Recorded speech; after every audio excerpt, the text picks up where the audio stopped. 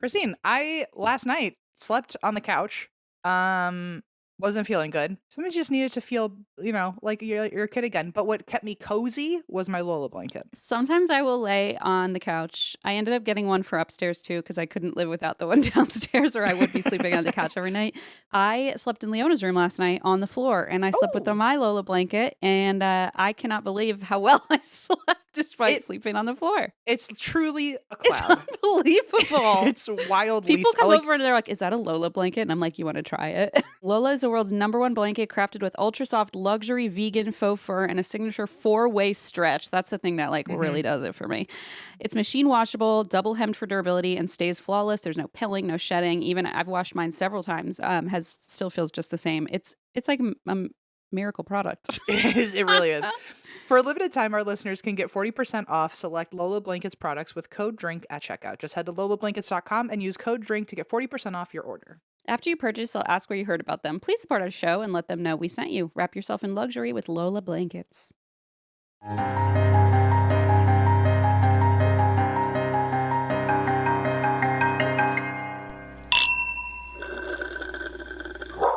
Okay. What's Welcome on to your shirt? Beach. Life is peachy. Life is peachy in Fredericksburg, Oh, Texas. Fredericksburg, Texas. That's right. I so desperately needed to. There's always been one other Fredericksburg that I've known of, and it was in Texas. And I the rivalry was completely one sided, but I needed to know for myself what it was all about. And one of the times I went to Texas, Oh yeah. I have a friend who lives in Texas, and I made her drive like an hour and a half to take me to Fredericksburg, Texas. And And all I got was this lousy T-shirt. That's a you know cute what shirt. though?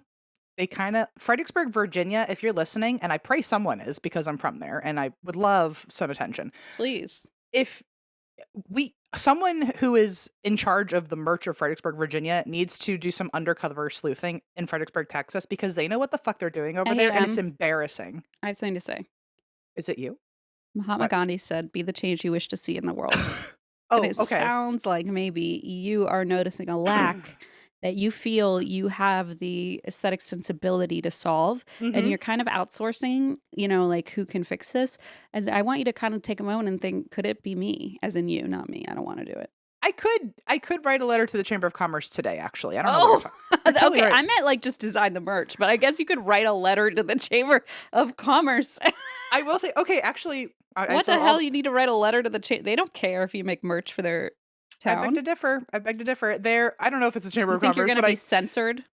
in my time thinking about the Chamber of Commerce, which was all 2 seconds of my life just now. In the Um time that I've worked with the Chamber of Commerce. I do know that there is a building in downtown Fredericksburg that uh they feel like a little too it looks like I'm in a mayor's office when I go in there, and they're the only people who sell anything Fredericksburg shirt related, Mhm. and they only have 2. And so I have one of them, which I was actually wearing yesterday. It's so funny.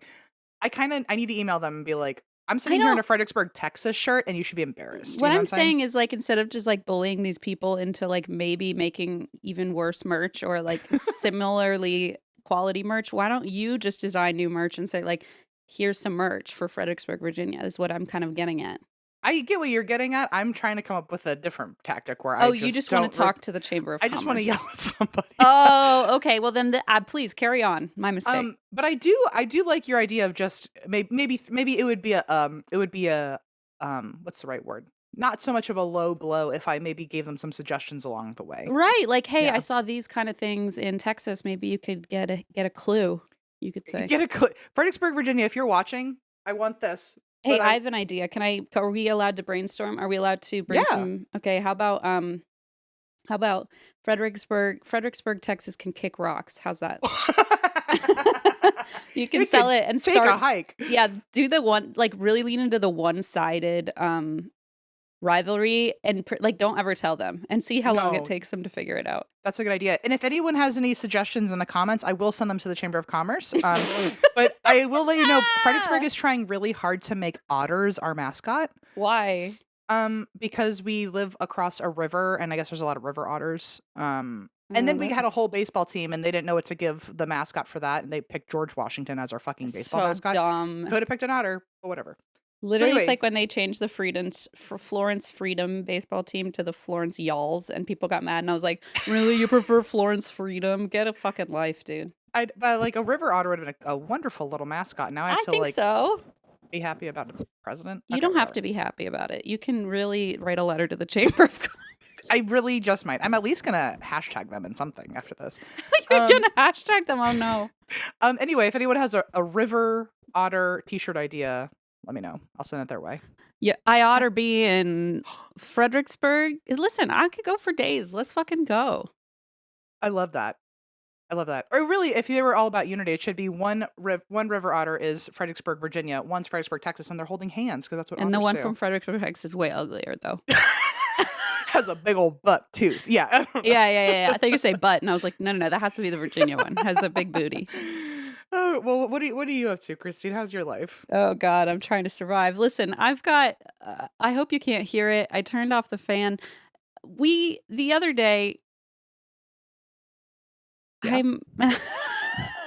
I'm short circuiting. I'm sorry. I'm trying to figure out what to address first. Hey, why don't you tell me why you drink, and then I will try and organize my thoughts. Excellent. Okay, love I that. want to show you what I brought because I brought vitamin water and then I brought a bottle of wine just in case. And I thought maybe Ooh. after the break, and now I'm like, I think I might open it right now. Open it now. It's Open like it now. 2 in the afternoon, barely. Yeah, and it's a Friday. It's 2 o'clock on a Friday. True, and my daughter is at my mom's all day. I have not heard a reason why you shouldn't open that fucking thing. Wow. Okay, so while I crack into it, I also brought the screw top, of course. 19 Excellent. crimes situation. Mommy's gonna have fun today. I'm Okay, great. gonna have at least a little bit of a numbing agent while we discuss whatever we're gonna discuss today. Okay. Anyway, why do you drink while I set this up? I drink out of, speaking of Texas and all the slander I just gave them, here's a Bucky's mug. Oh, okay, but now we're getting that. That's hot. I've We never love said her. that before about an item, but that's Literally, a hot. is she not the most bisexual cup you've ever seen That's in like your a life? hot water cup. It's almost as bisexual as my Starbucks cup that has like the magenta into my It's almost as bisexual bisexual cup. as you. Yeah. Oh my god! Well, I wouldn't go that far. I'm taking a sip. Oh my god! But that is a beautiful fucking cup. Isn't she? She's a cutie. I'm like drinking. I'm like that's hot. That's a hot cup. Like I need to get better. It makes me feel good though that you said that. Oh, look at my cup actually. Now that we're both drinking out of cool cups, That's I brought this batty. baddie. I brought this this baddie up from my dusty cabinet in the dining room because I Wash never something. I'm trying. Okay, I can barely wash my own face / hair. I found this cup. It has bats on it, and I bought it on discount from Crate and Barrel like 4 years ago. Love. And I never used them, but then I'm like, fuck it. It doesn't have to be Halloween to use a bat That's cup. exactly right. And you don't have to be bisexual to drink out of a big old pink and blue cup. You know what I'm saying? That's exactly right. But she's a big girl. This is, I think, the biggest cup I own. And I usually I would just do like a mug of tea. This is 3 mugs in one. And I usually bring this to the dog park when it's chilly out. Wow. But I needed her today because I don't know what happened. But yesterday I started getting a little tickle in my throat, and I woke up today with a no. very odd cough. It's like there's nothing else ill about me except I'm just feeling kind of like phlegmy and gross. No. But I don't know. This is apparently I'm 9 days in, and I've had 2 illnesses that my body isn't used to having. So, At least it's not hand, foot, and mouth again. girl, my cousins in Seattle just got that. Oh, The- good thing you already got it. Literally the week after I left. Good thing too, you and I was- had our chickenpox party, but with hand, foot, and mouth, and we all got it together. Yeah, and I was actually alone, and I was supposed to go to Iceland or something. Correct. And you missed a whole vacation. Yeah. It's okay. Talk about a learning experience. That's what that was. Yeah, So, sure. We all learned a lot. I learned that I hate it. That's what I learned. Okay. So anyway, I drink it's hot tea just to keep my I was throat gonna a little ask. lubricated. So that's it. Why do you drink? Please tell me. I gotta know what this wine's all about. Okay, there's a lot happening. I wasn't going to really talk about it. I'm just going to give a brief update because it's just uncomfortable and weird, and I don't know. But people on the internet are very sleuthy and very good at reading between the lines and hypothesizing, and I have to respect them for that. So I'm just going to give a brief update of what's been going on. Yes, there has been, which by the way, my brother sent me a screenshot and was like, Man, people are great sleuths because people went and like found little things I've said over the last year and been like, what's going on in Christine's life? And I'm like, damn, Wild. people are good. I mean, I do talk about myself a lot, so it's like to be expected, but It's kind of your job, yeah. kind of my job. Chat, chat, chat. Yeah, so I don't fault anyone for wondering, and I know it's kind of I've been very vague, but essentially now that I want to give a trigger warning here for pregnancy loss, but I in September found out I was pregnant. We were very excited, told Leona. Um she like dr- was so excited to be a big sister. Lost the pregnancy mid-December, had surgery like over Christmas. And my mom and Tim left town and Blaze got the flu, so I didn't even see him for 15, 16 days. So it's so I feel like I want to give a little caveat because people are like, is she just like bored? I'm like, no, I'm just Mm. struggling. Okay. But I'm okay. We're all okay. I did for Christmas. This is again a little bit sad, so I apologize. Skip forward if you don't want to hear sad. Um, but it's also sweet. Leona had drawn for school. They made in the fall. They made leaf families, and so she went outside and picked a leaf that she felt like represented everybody in the family. Mhm. And her teacher was like, "Hey, I don't know about this, but she picked a like a little ginkgo leaf for baby." And she's like, Oh. are you having a baby?" And I was like, "Oh my god." So she like added a little like leaf for baby with googly eyes. And it was just really sad because then, obviously telling her was the hardest part. And then for Christmas, I got Blaze and me these like little it's a Leona leaf and the baby leaf with the little googly eyes. It's hard to see, but it's like a little That's charm. very precious. And so I've been wearing that, and it's calmed my. But we told Leona, and she's like, "I don't care." And I was like, Oh, "Okay, so this is not what the mommy blogs prepared me for." I expected, and then we have processed it a lot. But the reason I drink is because my child keeps asking me, "When are you going to die? When am I going to die?" And I'm like, "Okay, we've hit this stage." And so now, keep in mind when I was talking to you about Santa and stuff, I was like trying to get through all this, and also like try to tell her about death. So it's been an extremely long month. And I anyway, understand I'm a lot okay. better We're all now. good now a little bit, but I felt like I needed to give a little bit of clarity because I used to be a lot more open about things, and it's just I don't know. I guess as I get older, I'm just like less blabby about my personal life, or maybe it's just Sure. things are more intense and more serious. And then there is also other stuff that people have picked up on that I'm less shy about. I just don't care to give it the energy it doesn't deserve, which is just family stuff. But Em knows about that already. So, which is just, the typical like millennial Mhm. boomer estrangement situation that you hear so much about on Oprah. Mhm.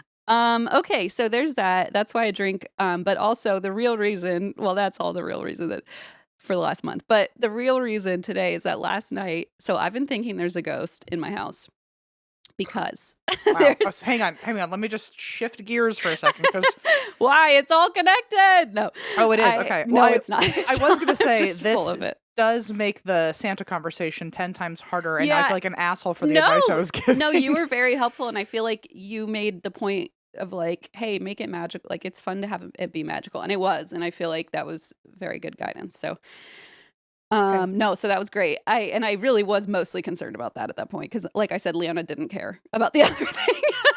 You know what? It sounds like you can write a brand new mommy blog of like what you can hmm also expect. If Another your child is more like your Capricorn partner than it is a your little Gemini self and can't really quick to pivot. Yeah. quick to just be like, what is it? I always forget, is it right brain or left brain? That's like I think right brain.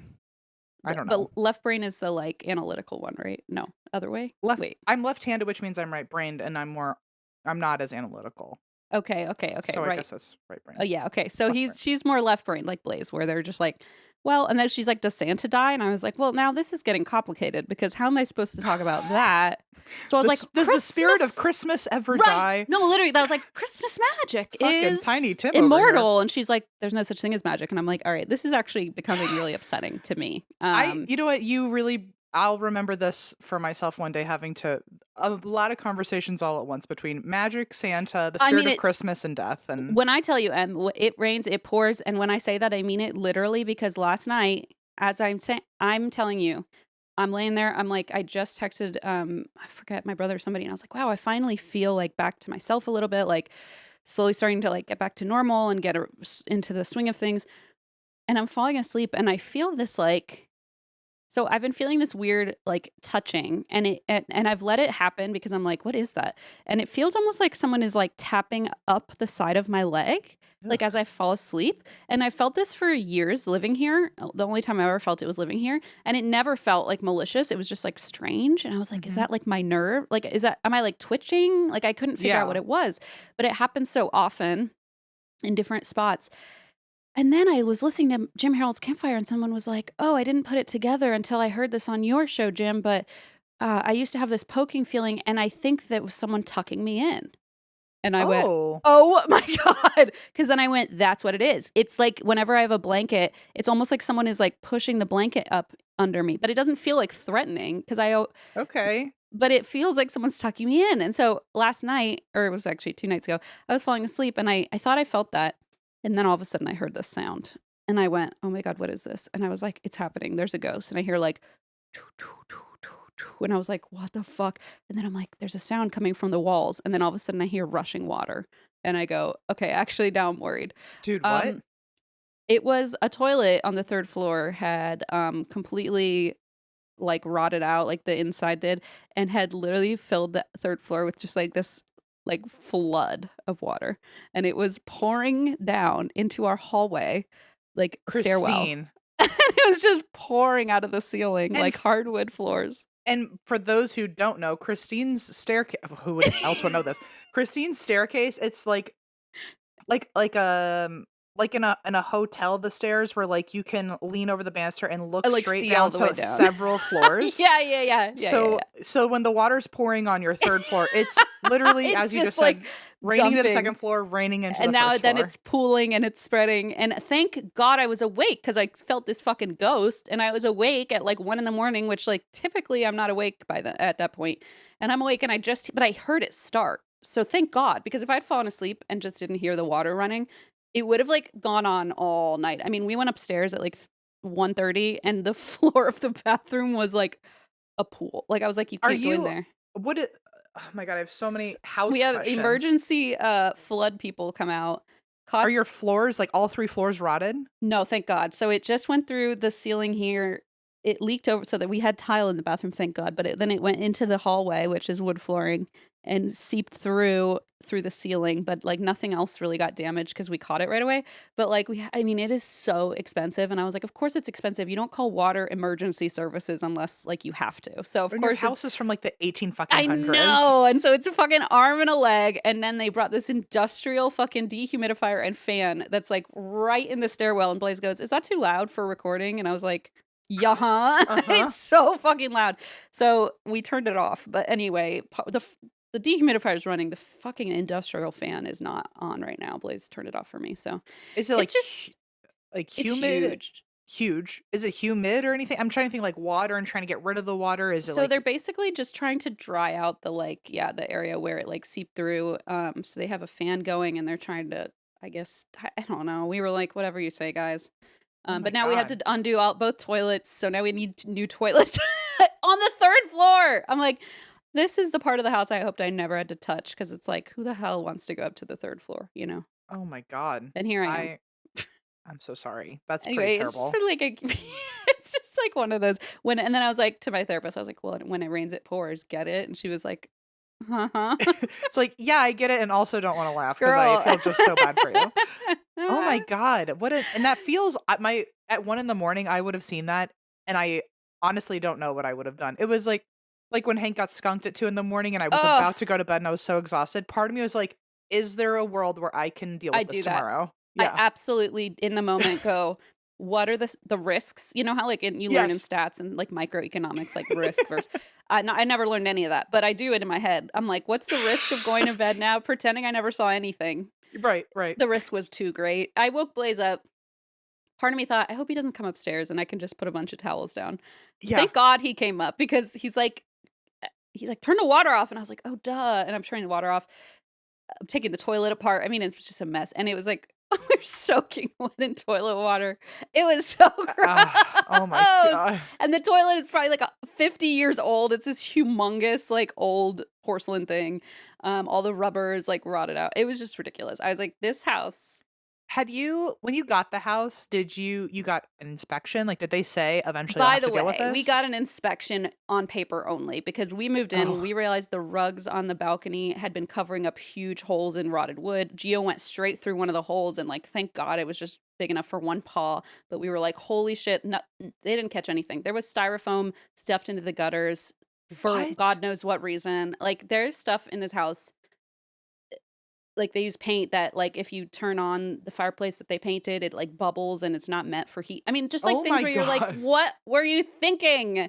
So, It's literally like over 100 years of people just making of like people making band-aids. cheap decisions. Yes, exactly. And I'm like, I get it to an extent, right? Like, if you're renting, this used to be like multi part housing, and like somebody owned, I think it was like two apartments and somebody owned the building.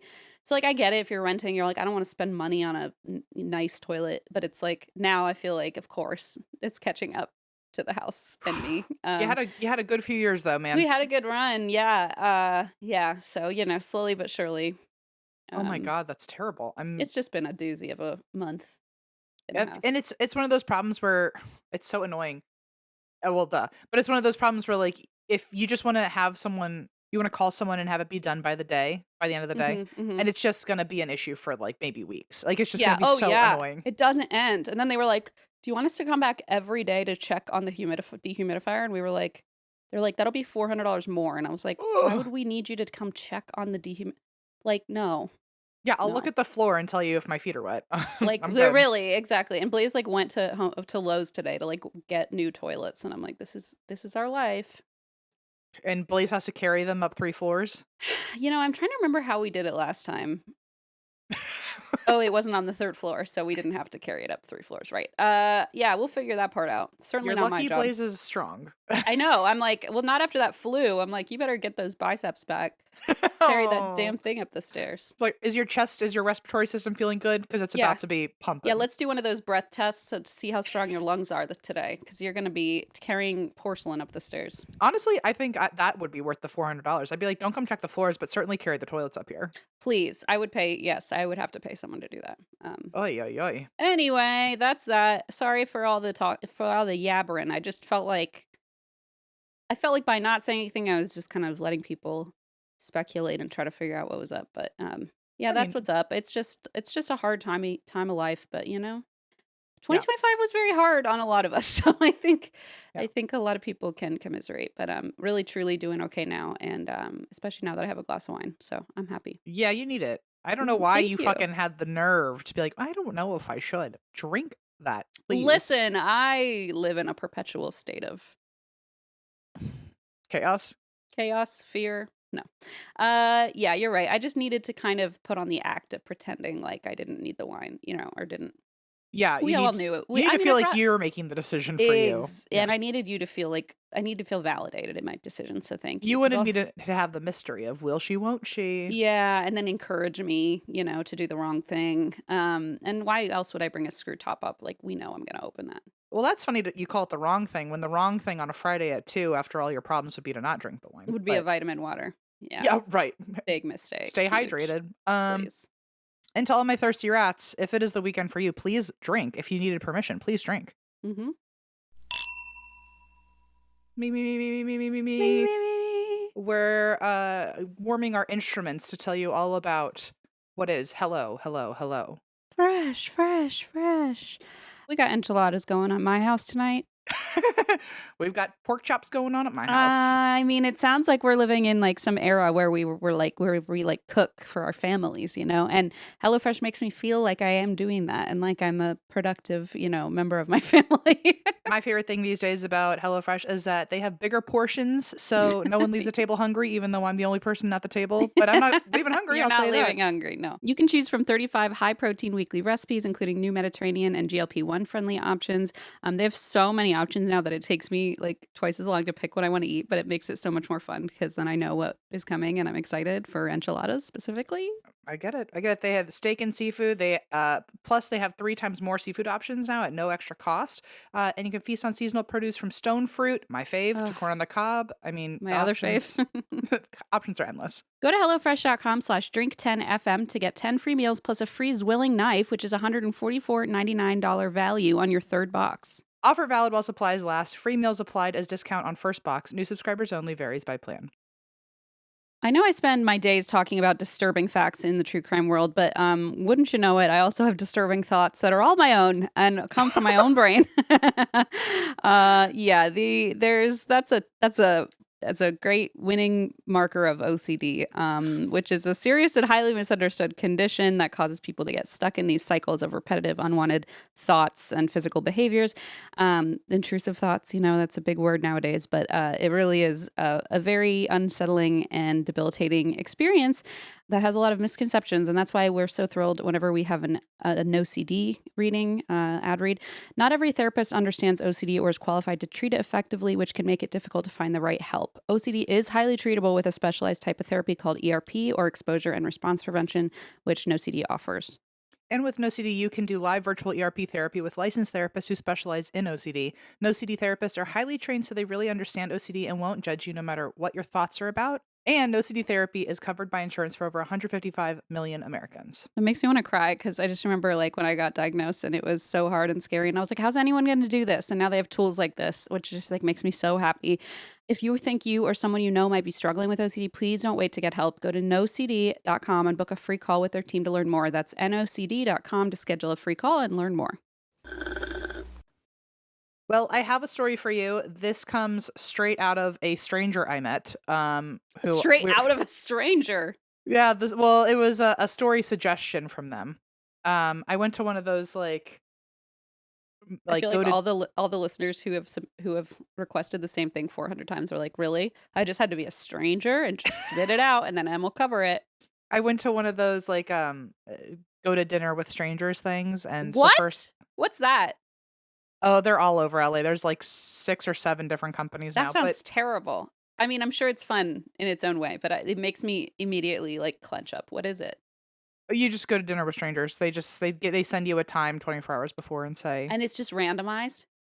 Yeah. Wow. Okay. So you went to this thing, and I actually I got a subscription, by the way. Whoa! So I'm gonna be doing it quite often. Make sure to check Rocket Money next year. I know. And I'm like, no, but I mentioned ghosts, and someone said, "Oh, I just had a trip in Alaska. You should do this one." And so I just looked it up, and didn't you just do an Alaska one? Yeah. So I don't know what's going on. Alaska's been in my scope for a while now. Wow, I can see Alaska from my house.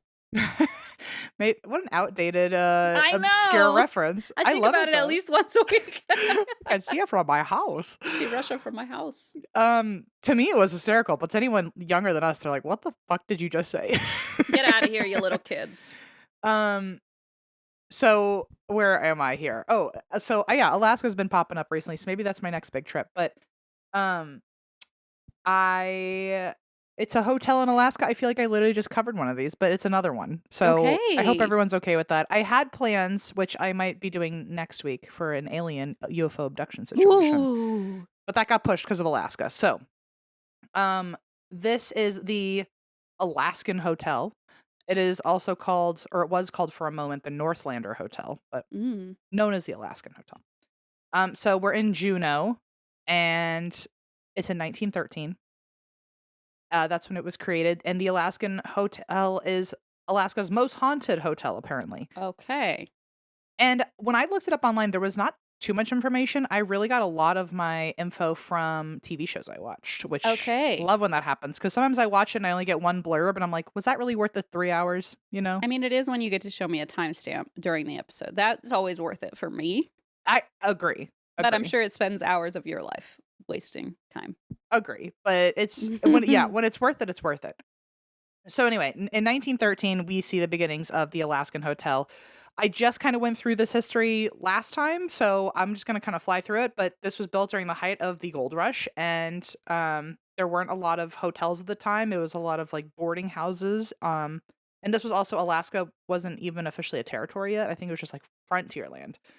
And these two brothers, who literally struck gold, then had enough money, and they're like, we're going to build one of the first hotels out here for the rest of the miners coming into town. So these two brothers, they were the McCluskey brothers, and then they had a third person helping them named Jules Caro. You don't have to remember any of those people. He sounds like a Knives Out character. I've been watching a lot of Knives Out, like murder mystery. That's exactly right. And their names were John, James, and Jules, which I love. See? It's like the Duggars are fucking running Yeah, a hotel. it is. They had the idea first. So at the time, like I said, there weren't a lot of hotels. So this was one of the first ones, and it opened in 1913. It is now Alaska's oldest continuously operating hotel. It still exists. And it became part of the National Register of Historic Places in the 70s. It was built 1 year after Alaska became a territory. Okay. So pretty much for as long as Alaska's been a territory, this has been That's a pretty hotel. cool. I liked this one quote that I found that's to give you an idea of the energy going on in this hotel when it first got built, is that this hotel was, quote, placed at the crossroads of the future of emerging civilization, but in the past of frontier lawlessness. Loved. I'm that's hot. I keep saying like the Paris Hilton. I mean, talk about outdated references. Wow. You're really full of them today. I'm like into that. That's cool. Sarah Palin, Paris Hilton. Yeah, I'm not What into that year as is much. this? I mean, who knows anymore, really? Well, so I saw this on one source and then nowhere else, and I don't know why, because this is the silliest little thing I've ever seen in my life. But the hotel's grand opening was very over the top and very dramatic, and I think the brothers were like trying to really symbolically do this up and be like, we're going to be part of Alaska's growth from being kind of the Wild West to like this big fancy luxury area. And so during the opening ceremonies of this hotel, which they had opening ceremonies, they tied the literal front door keys to a balloon and then just let it go. And just it flew into the sky. And it was to be symbolic that the hotel would never be closed. Until it pops on like a passing piece of trash. And until a seagull takes it or something. Yeah, really, and swallows it and dies. What are you talking about? Stop it. Until the skeleton key comes down and clunks someone on the head. Seriously. Or somebody's like, oh, cool, a key to a hotel. Let me just try this. How about like, hey, now we don't have a key to the hotel. True. Like, did anyone make a copy? Follow that balloon. Did you ever send a balloon into outer space? Not outer space, but no, I'm not Iron Man, but I don't know. What do you? We sent a balloon at one of my birthday parties that we like wrote on and sent it off. You never did that? I've done. I mean, if like a Chinese lantern situation. Yeah. Ours were probably way more ecologically disastrous, but I mean, it was one balloon. You're really not supposed to do that. But back in 2000, whatever, 12, we didn't know that. I have seen videos on YouTube which feel so, I mean, it's interesting, but so reckless with your equipment. People have just tied like their full ass camera on a balloon and like they like tape a tracker onto the camera. So that way when the balloon eventually pops and the camera comes crashing down, then you can go find the camera, but watch the footage back of it going up into the atmosphere and falling. Isn't that like literally what a drone is for? I imagine, yes, but this is like this is the poor man's way, I suppose. Okay, yes, I see. The poor man's way, except then you lose your iPhone forever. Okay, like it falls in a fucking swamp. Good luck. Some of them are like, I guess the camera is like meant to like withstand certain atmosphere. So like you end up like getting up in the sky. To a I thought you meant like you just black. like tie your BlackBerry device to it, and I'm like, what a terrible idea. Okay, so you did like one of those GoPro things or something. Yes, a GoPro. Cool. That's exactly right. I thought those were cool, but no, I've never. Maybe in school once with like, was there a letter in the balloon? Like when you find we wrote all the names of our crushes. It was my 11th birthday. We wrote all the names of our crushes on a balloon. That's sinister. I love it. And sent it off. It didn't seem sinister. Now that I'm literally 90% of the way through the audiobook of it does feel a little sinister. But at the time it didn't. Was it like everyone wrote it and got to crumble it up and hide it from everybody and put it in the balloon? Or No, it was on the balloon. So you just made people for your birthday confess their crushes. Of course, I'm a Gemini. I turned 11. What do you think I'm gonna do? And then you know what else we did that day after the balloon was sent off? We all went around and talked about when we got our periods, and I was like, I don't know what a period is. I was 11. I was really out of the. I mean, to be fair, I was not the only girl who was like, what's going on? But I was out of my depth already at this point in middle school. But yeah, so we all wrote whoever wanted to. Nobody, or you could use a code name. Nobody had to, as you had a knife poking them in the ribs if they didn't do it. I said you want me to use this on you or the balloon? And so then we all wrote our crushes' name. I don't even remember who mine was. I think I made one up because I don't think I had a real crush. And then we sent it off into the atmosphere, and we got a phone call from a lady in West. From my crush. I saw what you did. We all float down here. It was from this lady in West Virginia who was like in her 30s and was like, so this landed in my yard. I just want to let you know I found it. And she's like, Aw. she actually said couldn't read it because it had been like popped. And I was like, that's good. Don't read it. Honestly, this message will self-destruct in 30 seconds. Yeah, exactly. And so that was my experience with sending off a balloon. Anyways, that's all. When I heard the keys being sent away, I was like, that sounds like something dumb I would have done and then not made a copy of the keys. That's what a birthday gift to make everyone tell you their crushes. Man, and that was a really good birthday. Except for that I met my I stepdad bet. that day. And by that I mean my mom met my stepdad that day. So that was the day that he entered my life, which for So better your or for mom should have worse. written Tim on that balloon, is what I'm My hearing. mom should not have, because I would have used that knife right away on that balloon. I would have popped it. I would have been like, I'm not sending this hex into the air. You know, when I went to Allison's And Tim family. is not the person I'm estranged from. I love my stepdad, Oh. but he's such Yeah. just to be clear. But man, he showed up with these giant ass glasses. I was like, who's that nerd? And then it turns out he's my new dad. He's, you know what? And nerd he is, but Ain't he's that a how good it man. goes? He's Yeah. a good man. At Allison's family reunion, it was me and all the night owls that were left. There was like 3 or 4 of us. And we were all just kind of like making small talk, and at some point the conversation kind of died down, and like trying to make a joke. I was like, all right, well, if no one else has anything else to say, we should just tell each other our deepest, darkest secrets. Yes, this is a and that- Knives Out episode. I thought it was a joke. They took it seriously. I forgot that Allison's family takes everything very literally. They don't And see the like nuance in it. Yeah. I was like, I thought we were gonna like laugh that I was trying to like break the tension of the silence in the room. And they were all like, okay. And I went, no. So I don't want to tell you mine. I was like, okay.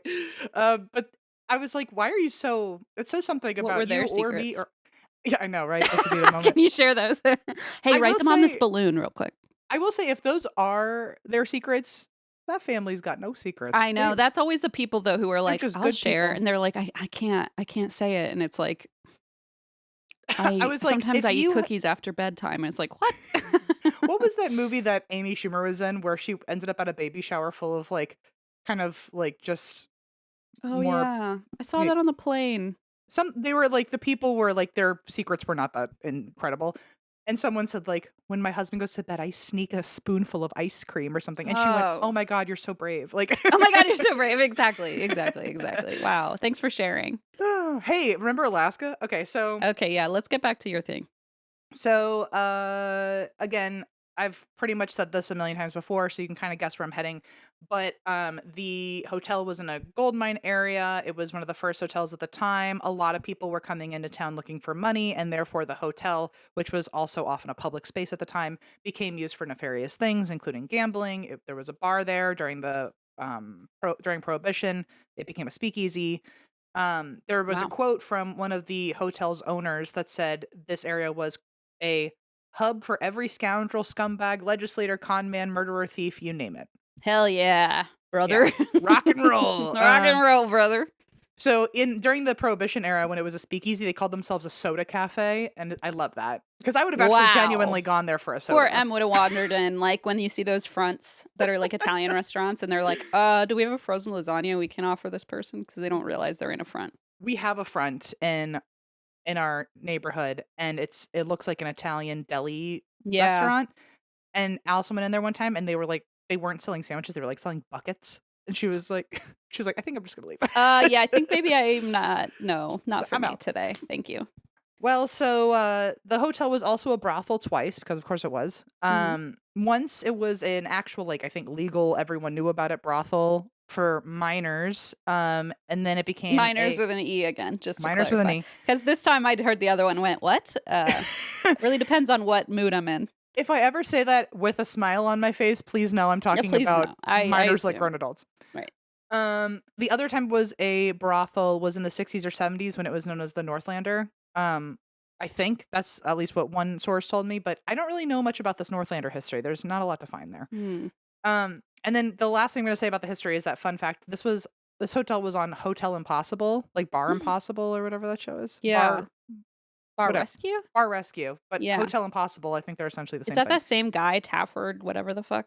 I think so. I tried to He's watch it. isn't he like a terrible man? Or am I making that up? Sometimes my I brother don't says you know. can't just say everyone is terrible until you Google them and say, never mind. Because I get I get people's names, not Jude Law, I know who he is, but everyone else I get mixed up on. No, you don't know who he is. I had a Christine moment recently on TikTok where there was a little child actor, and I was like, he looks like Jude Law. And it ended up being an old interview of Jude Law. So Well, first of all, fuck you. I thought you were I gonna guess I say got it like, right. and it happened to me. No, so it was on Hotel Impossible. I can't not tell you if it is produced by the same people who did Bar Rescue, but the concept's the same. I don't know who was in charge of that show, but I tried to watch it, and my computer. Also, please write in the comments what the fuck's going on with my computer. But half of the YouTube shows I try to watch now, I literally bought this episode to watch it, Do you have and a it's just a black screen, like it Do you won't have a play. VPN? I don't know what that means. Oh, never mind. You should. Especially if you don't know what that means. Never mind. We'll talk about it another time. Okay. Yeah. No, I'll just try to press play on things, and then like I can hear it, but it's just a black screen. Is it like, are you screen recording? Because that Mm-mm. happens if you try to screenshot, it turns black. No, but it looks like Hmm. one big screen. It's just black. Like I've tried to watch it. Weird. Also, I try to use YouTube for like my Duggar content because I don't want to like buy anything. So I try to watch clips of it, and even just clips of it are just black. Does it happen like on your computer or on your phone too? Just my computer. Weird. I don't know what that's about. Neither. Okay. So let me know, everybody. But anyway, it was on Hotel Impossible. I tried to watch it for you because I thought that'd be funny. And it ended up all I found online about Hotel Impossible with this episode is that there ended up being a lawsuit threat later because I guess on the episode, can't confirm or deny, didn't see it, but on the episode, I guess one of the people that worked there got fired, and then the guy came out later saying the producers made us do a fake firing. Uh, Very that's fucked. Michael Scott and It Stanley is. coded. I was gonna say, seriously, what the hell? And so he tried to like for defamation, like threaten a lawsuit, Well, being yeah, now like, on TV you're being fired and it was fake and like it yeah, was and just then for like fun. even if you weren't really fired, now anytime you go Now in you're there, that people are gonna think guy. you're a bad employee. Exactly. Now you're that guy who's like targeted on the show. Yeah. So fun fact there. If anyone else gets a chance to watch it, please do. And now just for the ghosts, I want to say one of the reasons that Stranger at Dinner, I don't even remember their name. Okay, I was like, are we purposefully not giving them the okay? No, they were very nice. But Hey, they said they're listen, some people enter your life for a footprint in a moment, or what's that quote? You know, for just a moment. I'm And just it was reciting a- For Good from Wicked in my head now. I don't know. okay, well, sure, do that instead. But yeah, it feels like maybe they were just meant to bring you this story and then move on. Yes, maybe the ghosts embodied this person, and Wow, that must be it. you're right. So, but the reason that they mention is because they saw that in USA Today, this was ranked one of like the best haunted hotels. Oh, that's a And then fun thing. Yeah, and then I looked it up, and it is in fact it was number They 5. weren't lying. They Yeah, weren't it was lying. is the number 5 best haunted hotel on a listicle of like top 10 best hotels. So is in it 20 best haunted hotel or most haunted? best haunted Best hotel? haunted. Okay, I like this. This And is fun. I don't know what that means, if it's like the best hotel to stay at that also happens to be That's what haunted, I'm or guessing because I feel like okay. most haunted could be like a run, like the fucking what's the one in LA? The oh, like Cecil Hotel, like Cecil Hotel, and certainly it's the like, well, most don't haunted, actually but go there, right? But right. like, yeah. I feel like that this is a nice like little twist, a little spin on that. Yes, I agree. Okay, so that's where we're standing. Perfect. So, the current owner, her name is Betty Adams, although I don't know if her son Josh has officially taken over, but he also works there. Mm-hmm. But it's been in their family for over 40 years. Until he was apparently. fired in that one bar rescue Yeah. episode. Well, so he's like the heir to the hotel. They're like, fire that guy. that would have actually been hysterical. I would have watched that. No, so Josh said that he's been, I don't know about living in the hotel, or at least the family has worked there since he was 2 years old. Oh wow. In my mind, if you run a hotel, you also live there because the I beds mean, are free. my parents ran, yeah, exactly. My parents ran a restaurant and we lived like above it, like out of a fucking Disney Channel movie. And it was like, I was working there. Like even at 3, I was like folding silverware, but it was like, oh, the kitchen staff is going to watch you for a few hours. Like, so Yeah. it literally, I feel like turns into that if you're living where your parents are working. I imagine. Yeah. So at least Josh has been there since he was 2, and now he seemed to be like in his like 40s.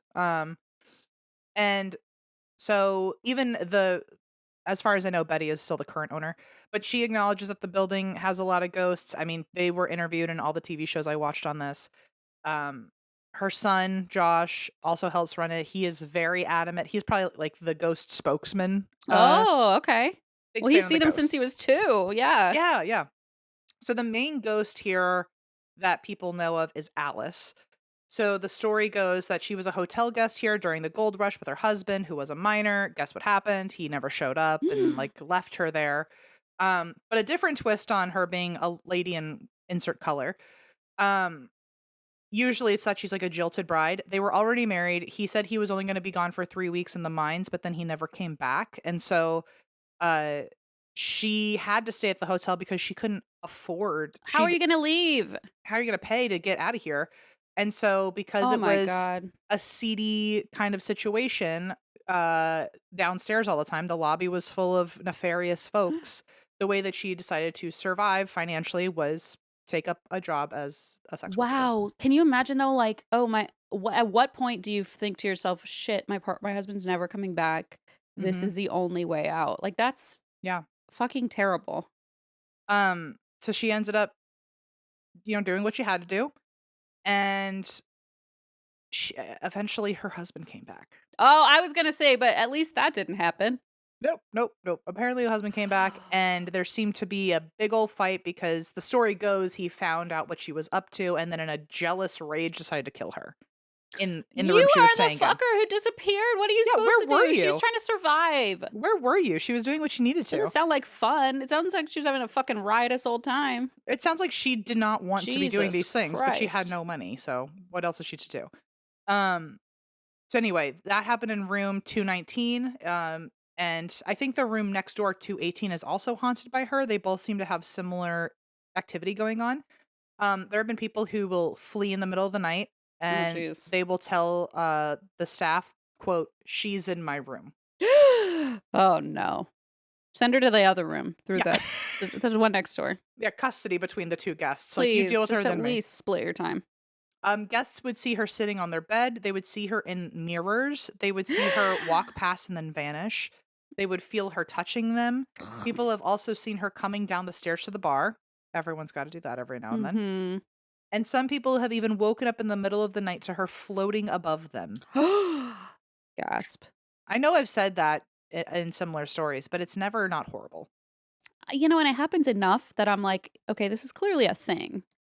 Yeah. Like, one I don't want to experience, but like clearly it's a thing. Like whether it's a sleep paralysis thing or whatever, it's like no, no, no, no, no. Part of me feels like it has to be sleep paralysis because I'm like, Right? why are so many ghosts signing up to just float over It's people? like repeated, like that. The people sitting on your chest, the it's Hat Man in Yeah. the doorway. I'm not saying There's, they're not real things. I'm just saying I think they happen a lot during sleep paralysis, and it's like yeah. why? People say that she is in a translucent gown. People have also just heard her voice speaking to them. And she's very active with ghost hunting equipment, especially spirit boxes and ovulus, anywhere where she can Oh, she's like talk. tech savvy. I love it. I love it too. Women in STEM. So Yeah. many teams have come in and have been able to talk to Alice specifically. And in one show called Alaska Triangle, where they only cover Alaska That's creepy fun. stuff, um, they had a sensitive, I don't know what the right word is, a sensitive. I mean, I think they can probably decide if they're psychic medium or some people just say they're a sensitive. Yeah. That's what I heard on the show, so that's Oh, what we're yeah. not It gonna would do. just do that then. Um, his name was Jeff, and he came in and kind of just cold read the hotel, and he had this like flash in his head of a date, July 12th, 1921. And then he decided to turn on the ovulus, and the first word he got was July. Gasp. Horrific. So she's like screaming in his ear. He's like, yeah, July, July. July, July, July. And then he turns it on. Wow. So he asked to the spirits, he was like, is that the day that you died, the person I'm speaking to? And then the ovulus said Alice. I like that this ghost is like, I'm cutting straight to the chase. I'm not going to say yes. I'm I'm not just going to fucking give you my around. fucking name. I'm Yeah. giving you as much info with as little words as possible. Exactly. Smart, smart. And as someone who has used an ovulus, you can't control those things. Like No. you In can't fact, I don't even manipulate know it. how they fucking work. No, there's no manipulating it to say the words you want. So No, it is, unfortunately. and it's eerie how it just immediately went to Alice. Then the And guy it'll said, say some weird fucking things, by the way. Like it says apple, apple. apple. He said, why are you here? And the ovulus said, hell. Uh-oh. And then he asked, are you in hell? And then the ovulus just kept saying Alice. I don't like that. At all. No. Later on, he asked, "Did you die in the room 219?" And then the Ovilus was saying poltergeists, and then it just kept saying Alice again. Very horrible. Oh, this is weird. Okay. In the show Portals to Hell, starring Jack Osborne, Classic. this was actually their pilot episode. Was going to this Oh, I think hotel. I've seen this then. I mean, years ago, but Well, so he used a spirit box, or I guess, hang on, can you hear Hank? a little bit. But I like it. He's a firsty rat. When he drinks the whole bowl. It's very embarrassing. He's a gulper. He's like me. Hang on. I'll take this time to refill. Unfortunately, though, when I do take a break, I have to go downstairs to pee because my toilet is Oh, right. busted. I'm almost done though. Is he almost done? Okay, yes. So in the episode Portals to Hell, Jack, I don't remember the name of his partner in crime over here, but I don't either. she decided to stay in Alice's room. She turned on the spirit box and multiple times got Alice. Mm. Um, Ew. Multiple times. And then the only other word that she seemed to get, at least multiple times, was the word rape. Uh-oh. Which led them to theorize that maybe Alice was never a sex Right. worker, I was wondering that even in the beginning. but was at the hotel still waiting for her husband, and then something non-consensual was happening to her, but she had nowhere else to go because she couldn't afford to leave. And what are you gonna do? I mean, really, like you're And stuck. And then her husband came and decided And to it's blame your it on fault. her. Right, Yep. exactly. Yeah. Because tale as old as time. Tale as old as a lady in white. You know what I'm saying? I do, I do. actually. Almost 500 episodes, and I think 499 have a lady in white in them. So in the year 2007, which does not feel that long ago, in my mind, there's no such thing as ghosts that came from the 2000s. It is hard to believe. Well, in 2007, when the Adams family, oh, I didn't realize that they run this place. Okay. Go on. Okay. I was like, they're called the Osbournes. And then I went, wait a minute. I literally was thinking about the Osbournes, and you said the Adams family, and I went, you mean the Osbourne family? And now I'm like, wait a minute. I'm all mixed up. Okay. Yeah, the Betty and Adams. Josh Adams. Gotcha. The Adams That's family. hysterical. I don't know why they don't. That play on words hasn't happened before. Oh, man. So in 2007, while the Adams family happened to own this place, there was a Navy sailor who came off his ship and decided to stay the night here. And he asked for the most haunted hotel room that they had. Okay. And this is 07. 2007. Okay. So, and this is like the era when we presumably could have gone somewhere and been like, oh, let's stay in the most haunted room. Like, this is making it a little too. You were too 16. modern. Yeah. Okay. Yeah. Is that right? Yeah. 2007? Yeah. Yes.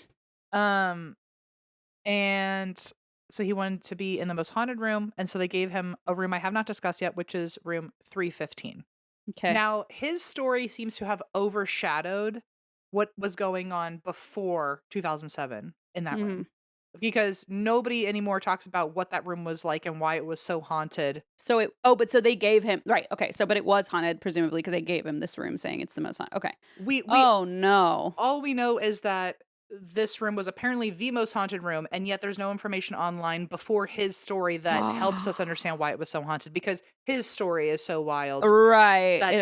I mean, who would have thought, like, oh, I asked for the most haunted room, now I'm going to become the story? That's fucking horrible. That's exactly right. So in 315, apparently it was already haunted. We don't know any more than that, but this guy decided to stay there, and a lot of people attribute it to the fact that he had just been on a ship for a very long time, and that does a lot mental health wise.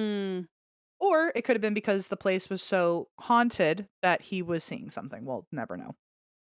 But shortly after checking in, people started hearing screaming in his room. As if there was somebody else there. In fact, people report saying they thought two people were in the room. My God. Okay.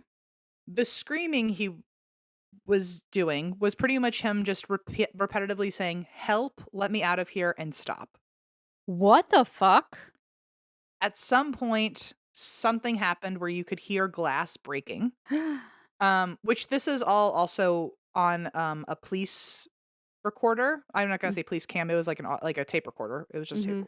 But the cops that ended up showing up have it on recording, and I did hear some of it.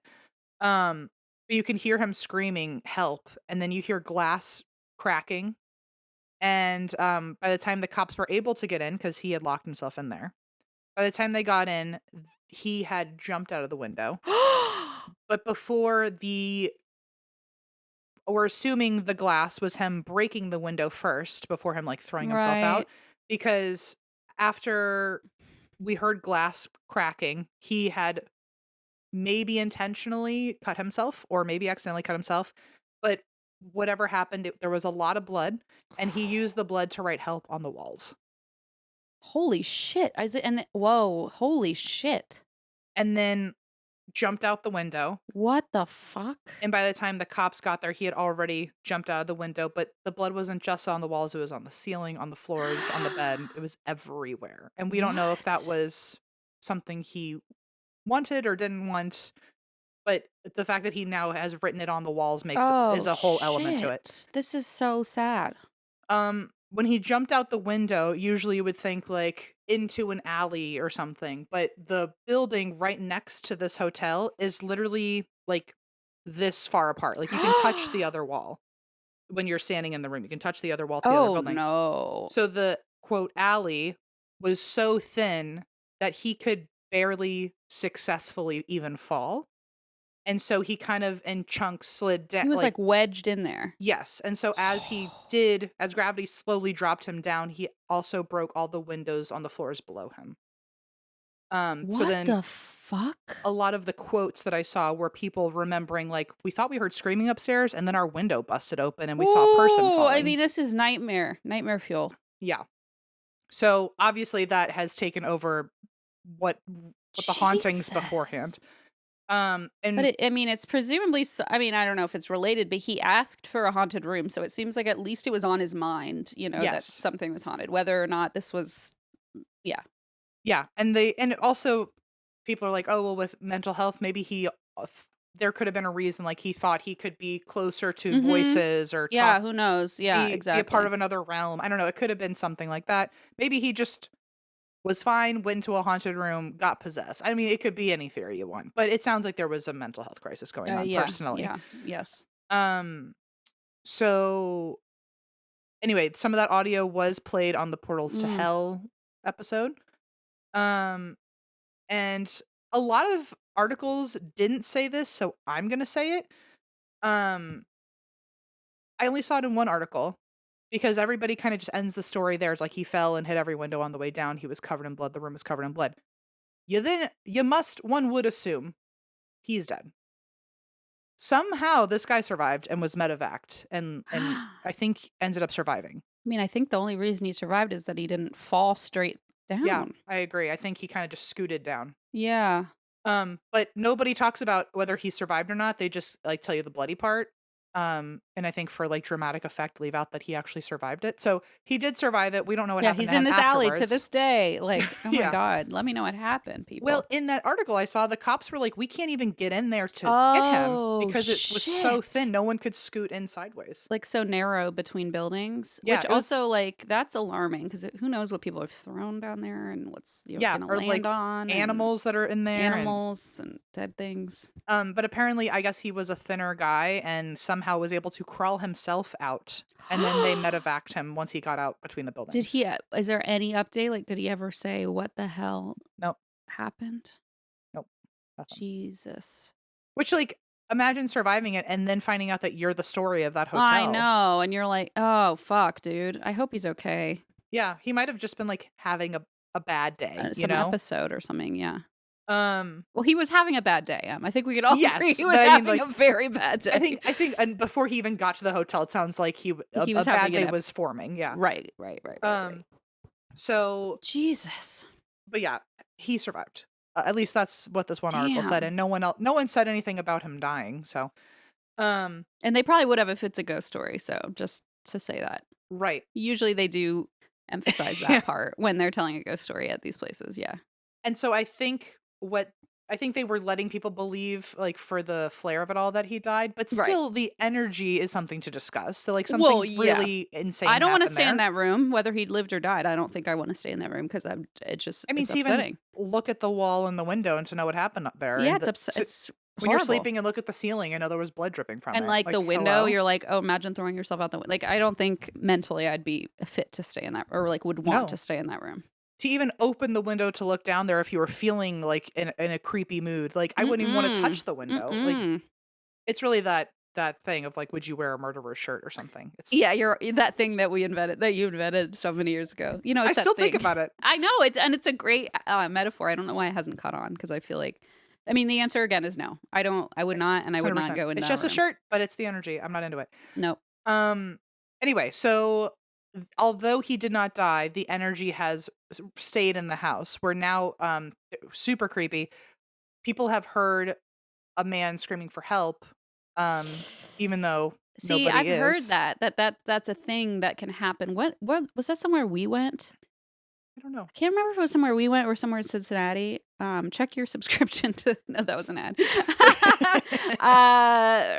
M accidentally subscribed to Cincinnati.com. Cincinnati.com and we talked about it in a Rocket Money ad, but M like was literally reading me like the little news blast. So I was like, "Oh, you get to know all the updates." Um no, but I can't remember if it was from a ghost tour I did here or if I was with you, but it was like the story, or maybe it was in Salem when we did that ghost hunt, but it was like the story of this person who was attacked. Literally might be a Jim Harold story, but the person who was attacked and then like that scene replays even though the person is in prison and is like Mm. alive, but like people witness it all the time. So it's That's like so eerie that you can residual. Yeah. that falls into my, like, belief about, like, how, like, time isn't real and all that, like, time's a Yes. loop, because the fact that you can be Totally. alive and haunting something already Totally. is Like, you so can be fucking crazy. residually in 2 places because 'cause you've already been there or you yeah, it's freaky. It's so weird. Begs the question, what if this guy who was Would you medevaced wear where'd you wear a murderer shirt? is mm, uh, if that guy decided to come back and say in 315, what the fuck would happen? I don't think they'd let him. I think Why they'd don't they be let him like, "You're not like, welcome here while anymore." supervised, while Just heavily kidding. No, supervised? I'm just kidding. But But yeah, truly, like, it does would make it you wonder. end the haunting? Like, do they need to find each other in some weird Right. way? Or, like, would the haunting be even stronger because he 'Cause was there and he's attached to it? right, Or so would it, like, amplify it, right, or would it null it out, like, negate it? Yeah, it's really freaky because it is then it becomes, like, timelines and energy and oh my god, yeah, then your head starts to hurt. then it's like spiritual calculus all of a sudden. I'm like, Oh, what's man. I mean, I stop at microeconomics, as we've discussed. So, okay, people hear someone saying "help me," but the really creepy one was that one time this woman who works at the front desk heard "help me" and then checked the security cameras, and all 12 security cameras caught "help me," like throughout the hotel, all 12, Oh, ew, so it's like resonating through the yeah, yeah, yeah, halls. yeah, Yeah. yeah. It's, like, in the air. Um. So now the room 315, they don't even rent it out to people unless it's requested. And I saw someone say like they'll give it to you if it's the only available room left, which I love. They're like, take the scraps. I actually hate it because 'cause I'm like, honestly, I'd rather you just say, "No, we don't have a room." Yeah, yeah. Like, if I didn't know about it. Well, so another ghost that's here, this is the last ghost I think I'm going to talk about, is that in 1988, up until this point, the hotel used to rent out hot tub access, In hot what tub year? access in the 80s, That's 1988. hilarious. I love this for them. And they 80s luxury.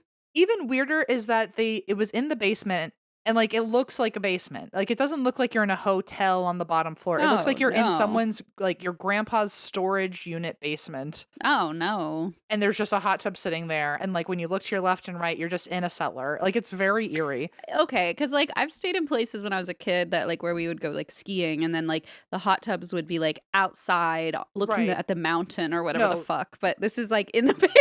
Because in literally, Alaska, I imagine you have beautiful views and, like wow, okay, sure. your basement. Like, Yeah, the oh, yeah, we underground don't want a basement. hot tub down there. No, no, no, no, you In don't fact, the only difference between your basement and this basement was that this one had cement on the floor, but that was it. And then and a there's just hot tub, a which you're random already, fucking hot like, tub. winning, but, like, yeah, you don't need to even sit in a chair in my basement, let alone a No. hot tub. You don't No, even we don't wanna need to be be alive in caught. your basement, You don't no. wanna be half naked down there, really, you don't. Um, but so I guess at the time they were like, "Well, we've got a hot tub, do you want it or not?" I mean, I guess in the '80s, And this you've guy gotta said find hot no. tubs somewhere, sure. So there was this guy named Charlie who rented out a hot tub, and we don't know what happened. Maybe he drowned or something, but tiny little Josh, who lived there, I think, or at least his Oh, mom worked there, no. found him floating in the hot tub.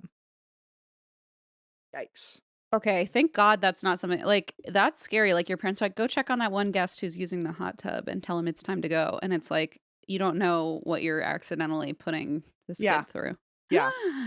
So, Josh did say, and maybe it has something to do with, like, his own trauma and seeing that so early and Yeah.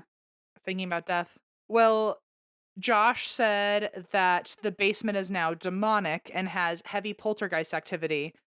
Um, and we don't know if that's because of his experience down there or because I mean, he literally saw a dead body down there. So, Right, so, like, it's already troubling to him no matter what, but he yes, is exactly. claiming that there's, like, something even darker. Okay, I mean, He I he believe him. also says whatever is down there does not like women and will try to hurt them, Whoa. which I guess would fit into the category of nefarious, no good doers. Rapists, etc. Mhm. And, he said there's another ghost down there that will aggressively let people know he doesn't want them there, and he made it sound like ever since this guy Charlie died down there, that's when this all Yeah. started. So then he's kind of implying that Charlie is the demon, but in the same breath, he said, "Oh, no, Charlie's the only human spirit down there, everyone else is a demon." Oh, good, he just activated everything, and now Yes. okay, cool. Josh even said that they have had, priests and exorcists down there to try to help, but nothing has helped, and then he even said that, he has seen horned figures and silhouettes down What? there. What? Stop going down there, Josh. I don't want you down there anymore. If I were your parent, I'd be like, "You're never allowed to go down there," which probably would make you go down there more. But what, Yeah. uh, is a hot this is, probably irrelevant. I really wanna know, is a hot tub still down there? I don't think so, I didn't see it down there. Because that feels, like, so ominous to still have, like, a dusty old hot tub down there, That where had a this dead guy body in it, yeah, yeah. okay, it did have a dead body, they probably got rid of it. They probably got rid of it. I don't know, I imagine having to lift that out from the basement is like Blaze lifting a toilet upstairs 3 Oh, flights. funny you say that because real quick, I got a message a little while ago that says 20 minutes ago, I made a huge mistake. Oh my god. Which, by the way, I don't. Blaze is the only one when I have do not disturb on that like goes through. So I just see I made a huge mistake and I'm like, what? And then it says, I didn't check how much the toilets weighed. I assumed they would be 30 to 40 pounds or something. They are Nope. fucking 104 pounds each. They're I don't solid even porcelain, Blaze. I don't even know how I got them into this fucking car. Oh my So, god. good luck. I love that he was like, well, I'm not going to return them. I'm just going to bring them to you. This is why he and I are like terrible and great together because we're like, okay, just bring them home and we'll just figure it out. I feel like he's gonna carry the whole thing up and you're just gonna follow behind holding the lid, and I'll you're be gonna like, be you like, "This can is do really it. You hard, can do Blaze." it. I believe in you. No, go to the left. No, pivot, pivot. So, basically during the show Portals to Hell, Josh was saying that there's like a lot of bad stuff in this basement. He was saying that there had been ritual activity that happened down there at some point, and Mm-mm. that he even admitted to also having conjured spirits in this hotel. Mm. During the He investigation, conjured spirits. Don't do that. I during the mean, I'm going to investigations, talk. Okay. Oh, but during the okay, fair. Yeah. well, during them, he the investigators asked if Josh had accidentally invited something in that was negative due to his ritual activity, and the Oh, I machines see. all went off. And he was like, "Oopsie daisy." Whoops, that's not me. Oh, oh. Sorry, I Um, found a dead fucking body. I'm allowed to cope however I want. I look at the end of the episode. Josh also then tells them that he both willingly and unwillingly, in separate occasions, was a part of quote diabolical rituals in the hotel. Diabolical. What the fuck is that He supposed to said, "I mean? didn't think they were dark or like Diablo evil, means but they were." devil. He's Hello, welcome to the club. he said not evil but diabolical, basically. And Like evil times two. he Okay. told this story of like how one of his ex's moms practiced like dark witchcraft and like somehow used him in a ritual and he didn't know about it. It was like a crazy story. And I was like, you should have led with this. Why is this You the should have written last this in minute before too, the show and that's why we ends? drink at gmail.com, because Yeah. that seems like a good listener story.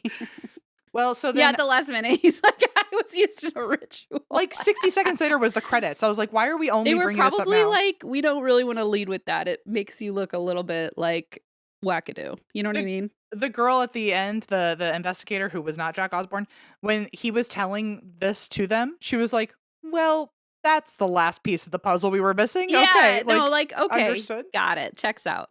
Well, so other than that, people say that the dishes in the bar move by themselves, the stereo system turns on by itself and plays techno music of all things. Hey, The towels in the bedding will move and crumple themselves up even though they've just been hung and cleaned.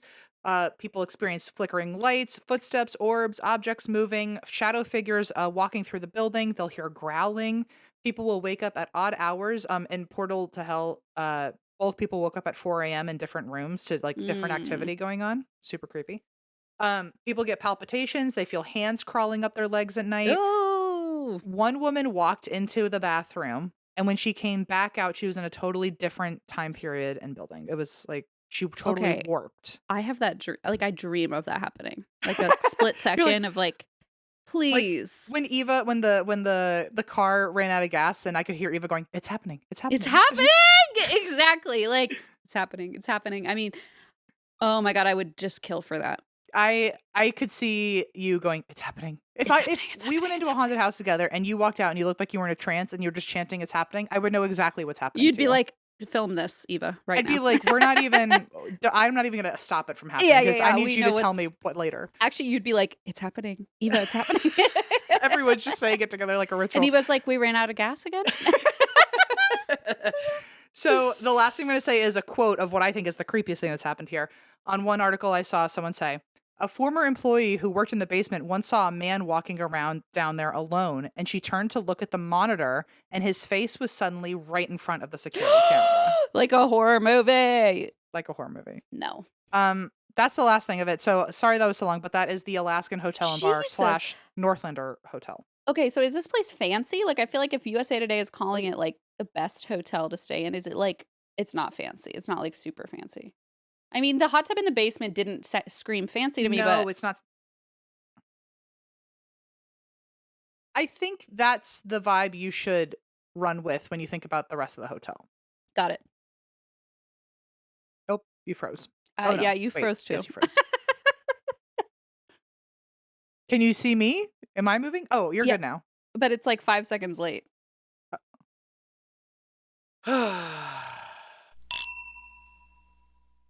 Hey, it says ad lib how much you like to talk about your pet and how much you love them. Okay, well, who wants to go first? You have 3. I have 1. Together we make 4. With Eva, it's about 1,000. Yep. And we are big ol' animal fans over here, which is why we would like to let you know that we have a quick message from today's sponsor, the ASPCA Pet Health Insurance Program. Yes, of course, all our pets are part of the family. You do pretty much anything for them. But the vet bills, yowza, okay, they hurt. We're going on Monday, not looking forward to that bill. That is why it's worth checking out ASPCA Pet Health Insurance. Pet insurance can help manage the vet bills so you can focus on what really matters, making sure your pet gets the care they need when they need it. And the program offers customizable accident and illness plans, making it easier to get your pet the care that they may need. It's been around for almost 20 years and has covered nearly 1 million pets in that time. To explore coverage, visit aspcapetinsurance.com/drink. That's aspcapetinsurance.com/drink.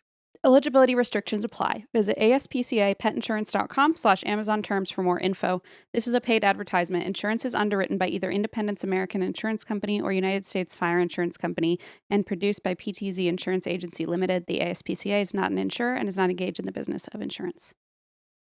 Hey, have you ever had any issues with your finances? Literally, don't look at me. I one time, for a story I was covering about your hometown, Christine, I accidentally subscribed to the Cincinnati Inquirer or No. something. And for years, I was paying for a Cincinnati magazine Okay. that I've never touched. I'm so Oh, sorry. okay. You should have put my address. I would I have should used. have. I could have used that. So, okay, we have to say the sponsor is Rocket Money, and they have helped us so much because really, these are true stories. This is a real thing that happens. I know this is. I've had that issue before, but I actually live here, so at least I got some use out of it. Rocket Money is a personal finance app that helps find and cancel your unwanted subscriptions, monitors your spending, and helps lower your bills so you can grow your savings. You could talk about it all day. And we might. And we might. So I'm just going to keep it sweet for you. But Rocket Money has really saved me. And it saved my wallet. It saved on top of all of it, I like to spend my money doing other things except not reading the Cincinnati No Bulletin offense or whatever to it is. Cincinnati. The Bulletin, now it's what? Now it's a I don't know pamphlet what on the corner. But now I finally have money to spend on magazines in my hometown. You know The what I'm next saying? ad, the terms and conditions are gonna be like, do not mention the Cincinnati Enquirer by name, please. Let Rocket Money help you reach your financial goals faster. Join at rocketmoney.com/drink. That's rocketmoney.com/drink. Rocketmoney.com/drink. Drink. I am covering part 2 of the Fort Worth trio today, and I Yes. do have a previously on for everybody except Em because Em actually remembers.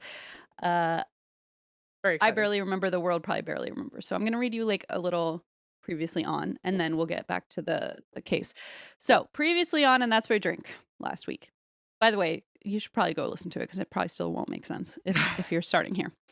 On December 23rd, 1974, just 2 days before Christmas, Rachel Trelisa, 17, Renee Wilson, 14, and Julianne Mosley, 9, went to Seminary South Shopping Center in Fort Worth, Texas, for what was supposed to be just a quick shopping trip for last-minute Christmas gifts, but they were never seen again. That night, Rachel's car was found locked and seemingly untouched in the Sears parking lot, which is a top level of the garage.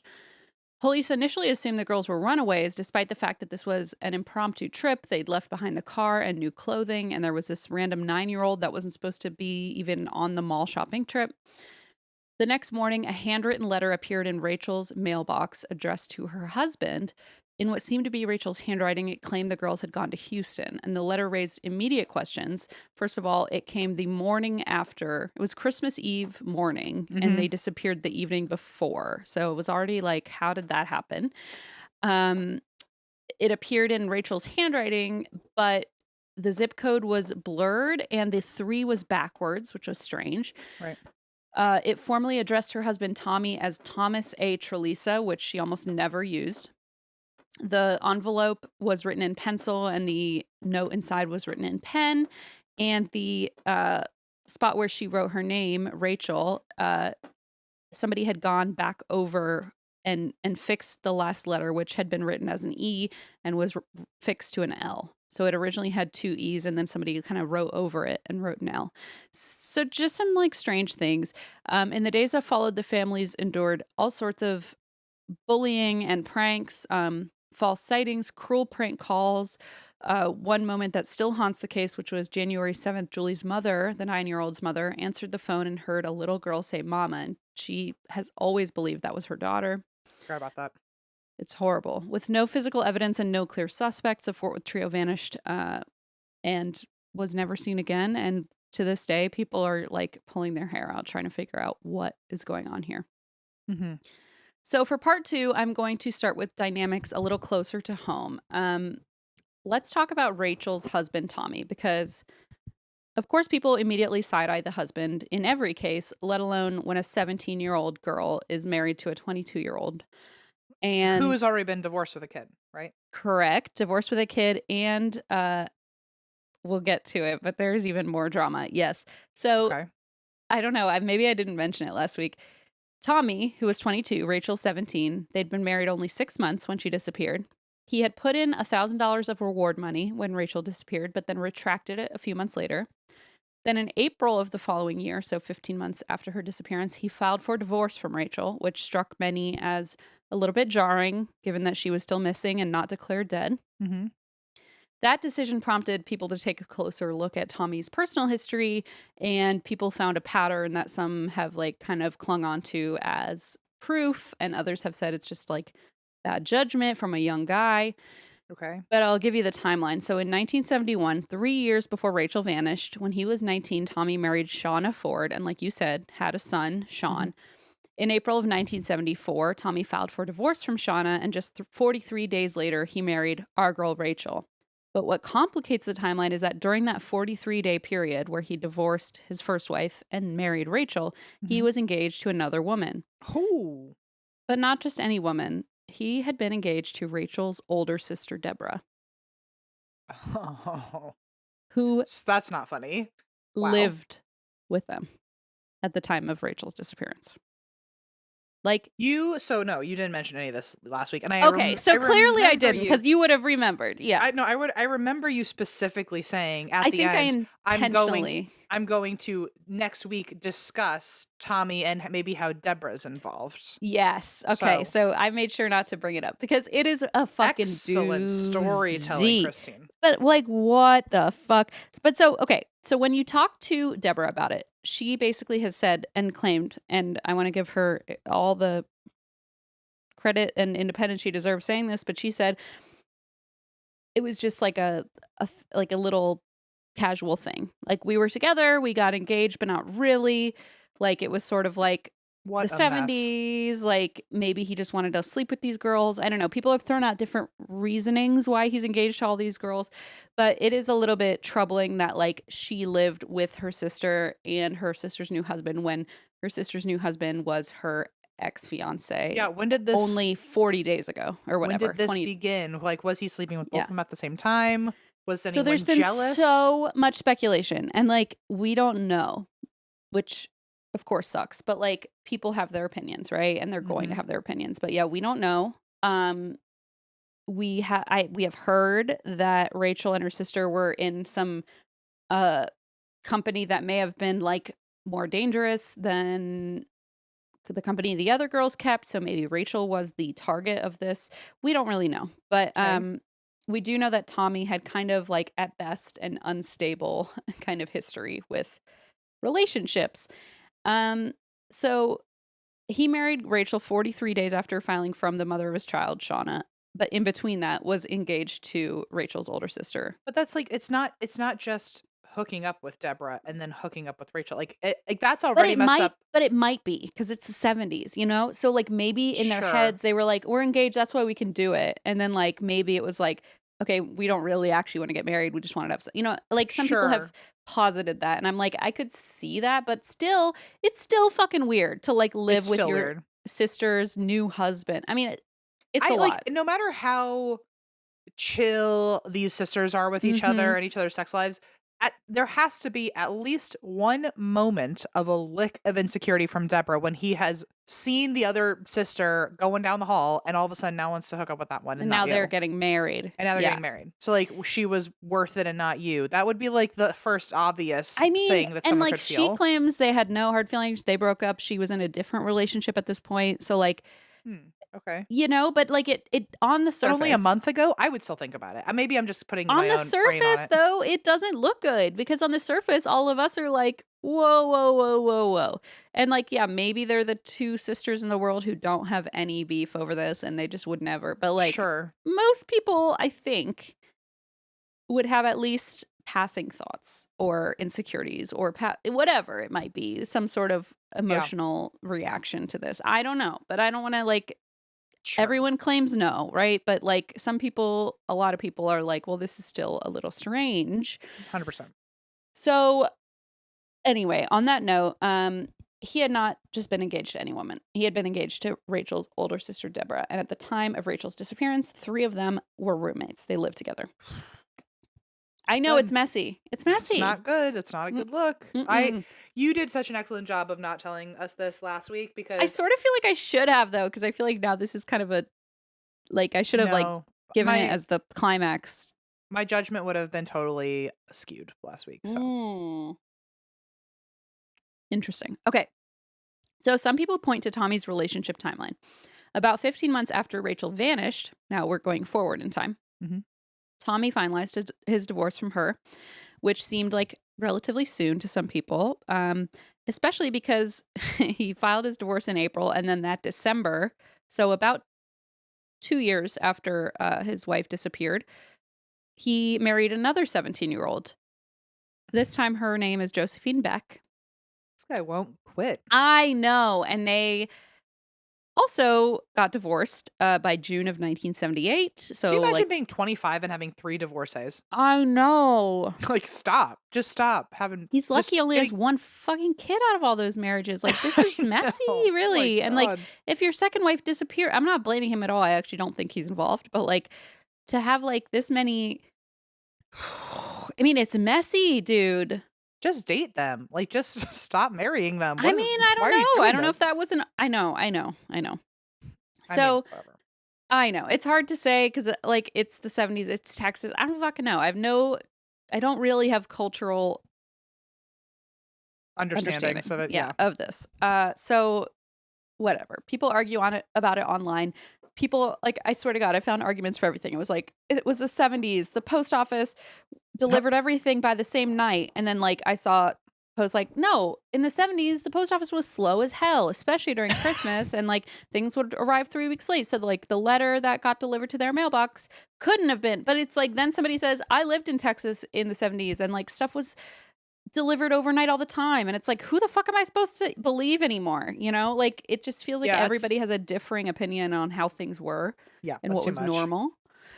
So it's just very confusing. So he married 17-year-old Josephine Beck about 2 years after Rachel's disappearance. Then by June of 1978, that marriage also ended. And then less than 3 months after that, he married 23-year-old Ruby Fox, whom he also later divorced, before eventually marrying his current wife, Linda, with whom he has now been with for roughly 40 years. You So know what? He finally found one. Great. Linda fucking is the one, I suppose. Linda, I don't know how you didn't have cold feet about that, but I'm Whew, so glad that you good for pulled you. through. Good for you. So for some folks, of course, this raised questions and probably eyebrows, but to others, it was just poor judgment. Like whatever, he's just a young guy. Still, it means that Tommy remains like a focal point when people Mhm. discuss this case. Over the years, theories emerged suggesting that Tommy may have had some involvement in Rachel's disappearance, but nothing's ever been proven. There's really not much evidence to suggest this. Law enforcement has never charged him in connection with the case or anything All even right. close. But of course, the theories persist, especially because we really just don't know what happened to the girls. So it's like the theories can go off in any tangent.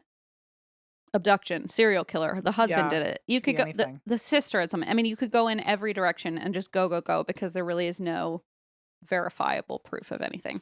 Got it. So even the girls' families, the other girls' families have made statements kind of side-eyeing Tommy. So Renee is the 14-year-old who went along, who's Rachel's friend and went along for the shopping Right. trip. Renee Wilson's father at one point said, I got it in my head that him, Tommy, and Deborah were involved. And until the police find someone who stands up and tells me to my face they did it, then I'm going to have that on my mind. Quite a few parents died with that thought. So Mm. a lot of people wonder till their dying day, essentially, uh, whether Tommy had something to do with it. And Okay. I will say, and I know I did hint at this in the last episode, the brother Rusty. Now, Rusty's, Yeah. Okay. yep, he was 11 years old when his sister Rachel disappeared. Deborah, the sister who had been engaged to Tommy, was 19, Rachel was 17, and Rusty was 11. Okay. And he remembers going to the mall and like going store to store, asking if anybody had seen his sister. He over the years got really I don't even want to say invested in the case. Like it really took over his life. I don't blame him. I would I know, also I be know.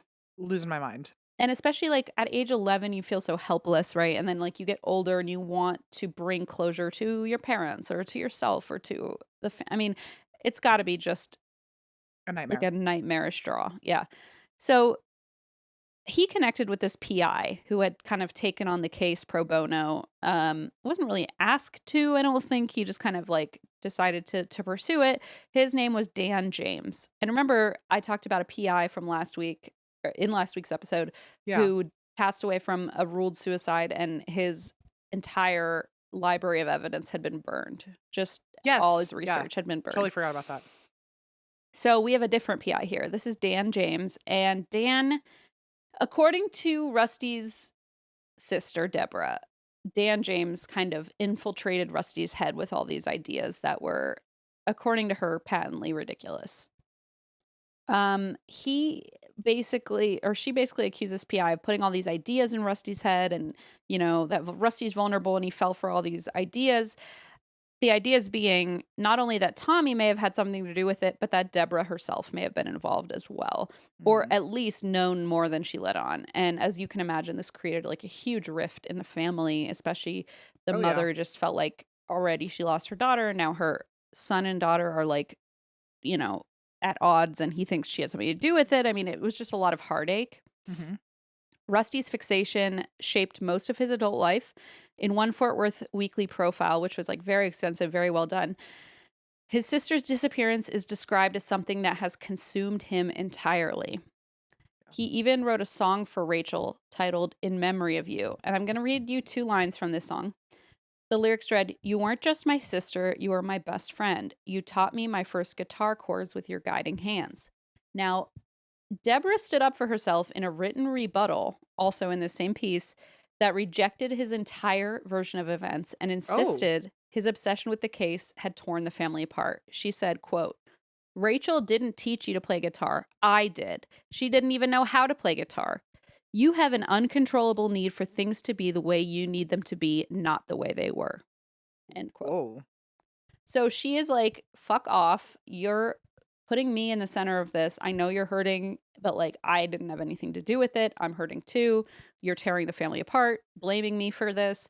Like, just a mess. And I want to also clarify, like, Tommy and Deborah never got back together. Like, it's not like they, Okay. after this, got married and ran away together. Like, they never got back together or anything like that. Because people do wonder. Hmm. But yeah, so for years, these disputes kind of fractured the family, and Rusty was so like often trying to get the word out that this became his side of the story became really well known because he's going on local news and he's trying to keep the case alive, but he's also saying like, I think my sister had something to do with it. So he's really propagating this idea that like things were closer to home, you I know? mean, I can see both sides because if she really didn't do anything and he's just constantly implying that she's a bad person, you know? And she and like again, like it sucks to say this, but like he was 11. Like Right. and she and her sister were 17, 19, were very close, and it's like that must be so painful to be like, "You think I did this? Yeah. You didn't even know who taught you guitar," you know? Like, I imagine it's just such a frustrating experience, and I will say, that supposedly in 2020 they reconnected and, like, have kind of, I was about to say split the difference, that's not right. They've kind of, They're their at a differences. neutral. Yeah. Okay. What do you say? They blank their differences. They Now I've lost my brain. Welcome to my brain. They've Sure, settled their reconcile it. differences, Settle. Yeah. they've set aside their differences. Okay, so apparently there's 16 things I could have said that would have worked. And we So couldn't think of that's any of them between us. fantastic for us. Yes. Okay, so they've apparently set aside their differences and have like reconnected, which we don't have many details on that, but we can only hope. Sure. So now I want to get into kind of the theories of what could have possibly happened to these girls because as we recall, the car was found, no sign of the girls ever discovered, which is pretty abnormal for an abduction in broad daylight at a shopping mall 2 days before Christmas. I mean, it's Yes. just ridiculous. But so we have a couple theories here that are kind of related to witness sightings, that kind of thing. Hmm. So, one theory, which I did mention, a store clerk came forward around the time of the girls' disappearance and said that a woman, an elderly woman, had told her that she had seen the girls at the mall that day. The woman reported that the elderly woman reported that she saw three girls being, quote, hustled into a yellow pickup truck near Buddy's grocery store at the mall. The truck was described to have lights on top of it, so perhaps like a security pickup truck, something like that. So not only did that store clerk say it, but I think either one or two additional store clerks said, "Oh, this elderly woman came up and told me this story." Like they Well, independently said that. wasn't there another woman who said something about how she saw a random person also hanging out with them, or is that So a there different are person? two other sightings. So it could be the same woman. She did say that it was a man, like basically. Oh, the one you're talking about was Rachel's friend who said he saw them hanging out with a fourth person, but he wasn't. But Yeah. we never got. That's yeah, good point. That was in a newspaper article. We never got clarity on, like, was this person like hovering around? Was this person Okay. like a friend of theirs? Was it a girl? Was it a guy? We have no clue. Um, That report was different than what this that's woman is saying. exactly. That's Okay. totally different. So this happened when the family walked around the mall that day and asked, like with Rusty and the parents, asked all these store clerks. Like two or three of them said, "Oh, this elderly woman came to us and said, 'Hey, I need you to know I saw this horrible thing.'" And like, yeah, nobody really did anything, but like what are they supposed to do, I suppose? I don't know. It's a Right. hard thing to argue. But they put out these statements in the newspaper like, "Hey, if you're this woman who saw this and told these clerks, can you reach out?" And she never did. So we still don't know who that was, which That's is so so insane. frustrating because like if 2 or 3 store clerks were like, "Oh, she came up to me." It's like clearly she wanted to share her story, but then she never saw the news posting or what And have for all we you. know, like, she went around telling people too, like, "I saw this thing and nobody ever Mhm. reached out to me," and she just didn't turn on her Exactly. TV on the right news station. You know? Exactly, and it's like, how do you know? I wish at that time they would have been like, "Leave your name and phone number and we'll like Yeah. something," but like Infuriating. it's just really hard to hear. So that was one of the first theories that it's like a security van, something like that. Another sighting was this man who reached out to police in 1981, which was like 6 years, 7 years after the disappearance. He said he had been in the parking lot that day and he had seen a man forcing a girl into a van. Hmm. He said when he said something or started to approach, that this man in the van told him, "This is a family dispute and you have to stay out of it." Ugh. And so he backed off. And it's like, again, just so scary because it's, the 70s, like, you could kind of just like hit your children. It was Mhm. normal. Like, so if you're screaming at your kids and like, you're like, it's a family thing, get away. Like, what are you going to do? I Yeah. don't know. Now, when they reached out to this man eventually, he was like, I just left it. I just left it alone, you know? Mhm. And like, that's got to feel bad too, right? Like, years later being like, oh shit, I saw something and I didn't say it. But like, It's it's a so weird hard place in to the be. moment. It's It's so hard in the moment to know what to do. Yeah. yeah, I understand. Especially like a 9-year-old girl, you're like, well, maybe it's his kid and he's just a shitty dad. I don't know. Like, you talk yourself out of things. I feel like in the Uh, 70s, so many people were corporal punishment was normal in a house that it yes. probably didn't even originally phase him, the way that it I'm sure Mhm. it phased him a little bit, but not in the way that we're probably thinking, like, how we would feel. So No, right. I think you're just like, "Okay, like, that's weird, that guy's just, like, being a dick, but That's how he what handles else his is family new?" life. Right, Yeah. exactly. I think that's just not that abnormal at the time. So, another angle, of course, is like they left with someone they knew or they trusted. Um, this is kind of like the secure mall security slash authority angle. Law enforcement seems to lean on this theory the most. I think to me, it makes the most sense that at least one of the girls knew their abductor, or at least they trusted him. Like maybe it was a mall security, maybe it was a fake mall security, maybe it Yeah. was fake police, who knows? But like, especially if this woman told 2 or 3 people that she saw a truck with lights on it and like girls being pushed into the car, it's sort of like, well, yeah, maybe it was somebody saying like, "Hey, we think you shoplifted. Get in the car. We got to take you to the mall security office." Who knows, you know? But Mhm. like these are young girls and maybe one of them either knew this employee at the mall or trusted someone in uniform, who knows? As far as evidence of this theory goes, in April of 2001, Bill Hutchins, a former Fort Worth police officer and a former security guard at the Seminary South Sears outlet, said he had seen the 3 girls with a security guard. And this is a police officer slash security guard at this exact mall at the Sears. He said he had seen the 3 girls with a security guard on the night they disappeared. Okay. But And when then he said this, he was like, no one ever reached out to me. And so then years later, he's like, "Hey, I sent this report in. I called this in." And nobody touched base. So this is now not like, "Oh, I just remembered I saw this." He was but like, "I said something and you guys are still asking for tips. Like, I told you this." now that we have that information, did anyone go back in, like, the employee records and see who was working that day? I mean, I feel like this is a pretty easy situation to unpack if we wanted to. I think they just didn't have that kind of information from the Like, they 70s. didn't write it down I anywhere back really in the don't think 70s? so. That's No. so insane. That's I wild that know. we I mean, didn't I keep think track of shit. nowadays everything's like computerized. Like even today I feel like you could botch like a worksheet, like a timesheet or something, you Mhm. know? Yeah. And this was like the days of like you pencil it in or whatever, I don't know. Yeah, and only if you were in the mood and who's gonna know. And like you're a bunch of teenagers working at the mall and whatever. I mean, And for all we know, he didn't even actually work there, he just dressed up like a he security could guard. have put on a vest and been like, "Hey, I have lights on my car," which by the way, Or he some serial killers have done, and I'm going to bring one up in a little while. I mean, he could literally just have he could've just said, "I'm a security guard," and have a gun and just Correct. It's yeah. Texas. Yeah.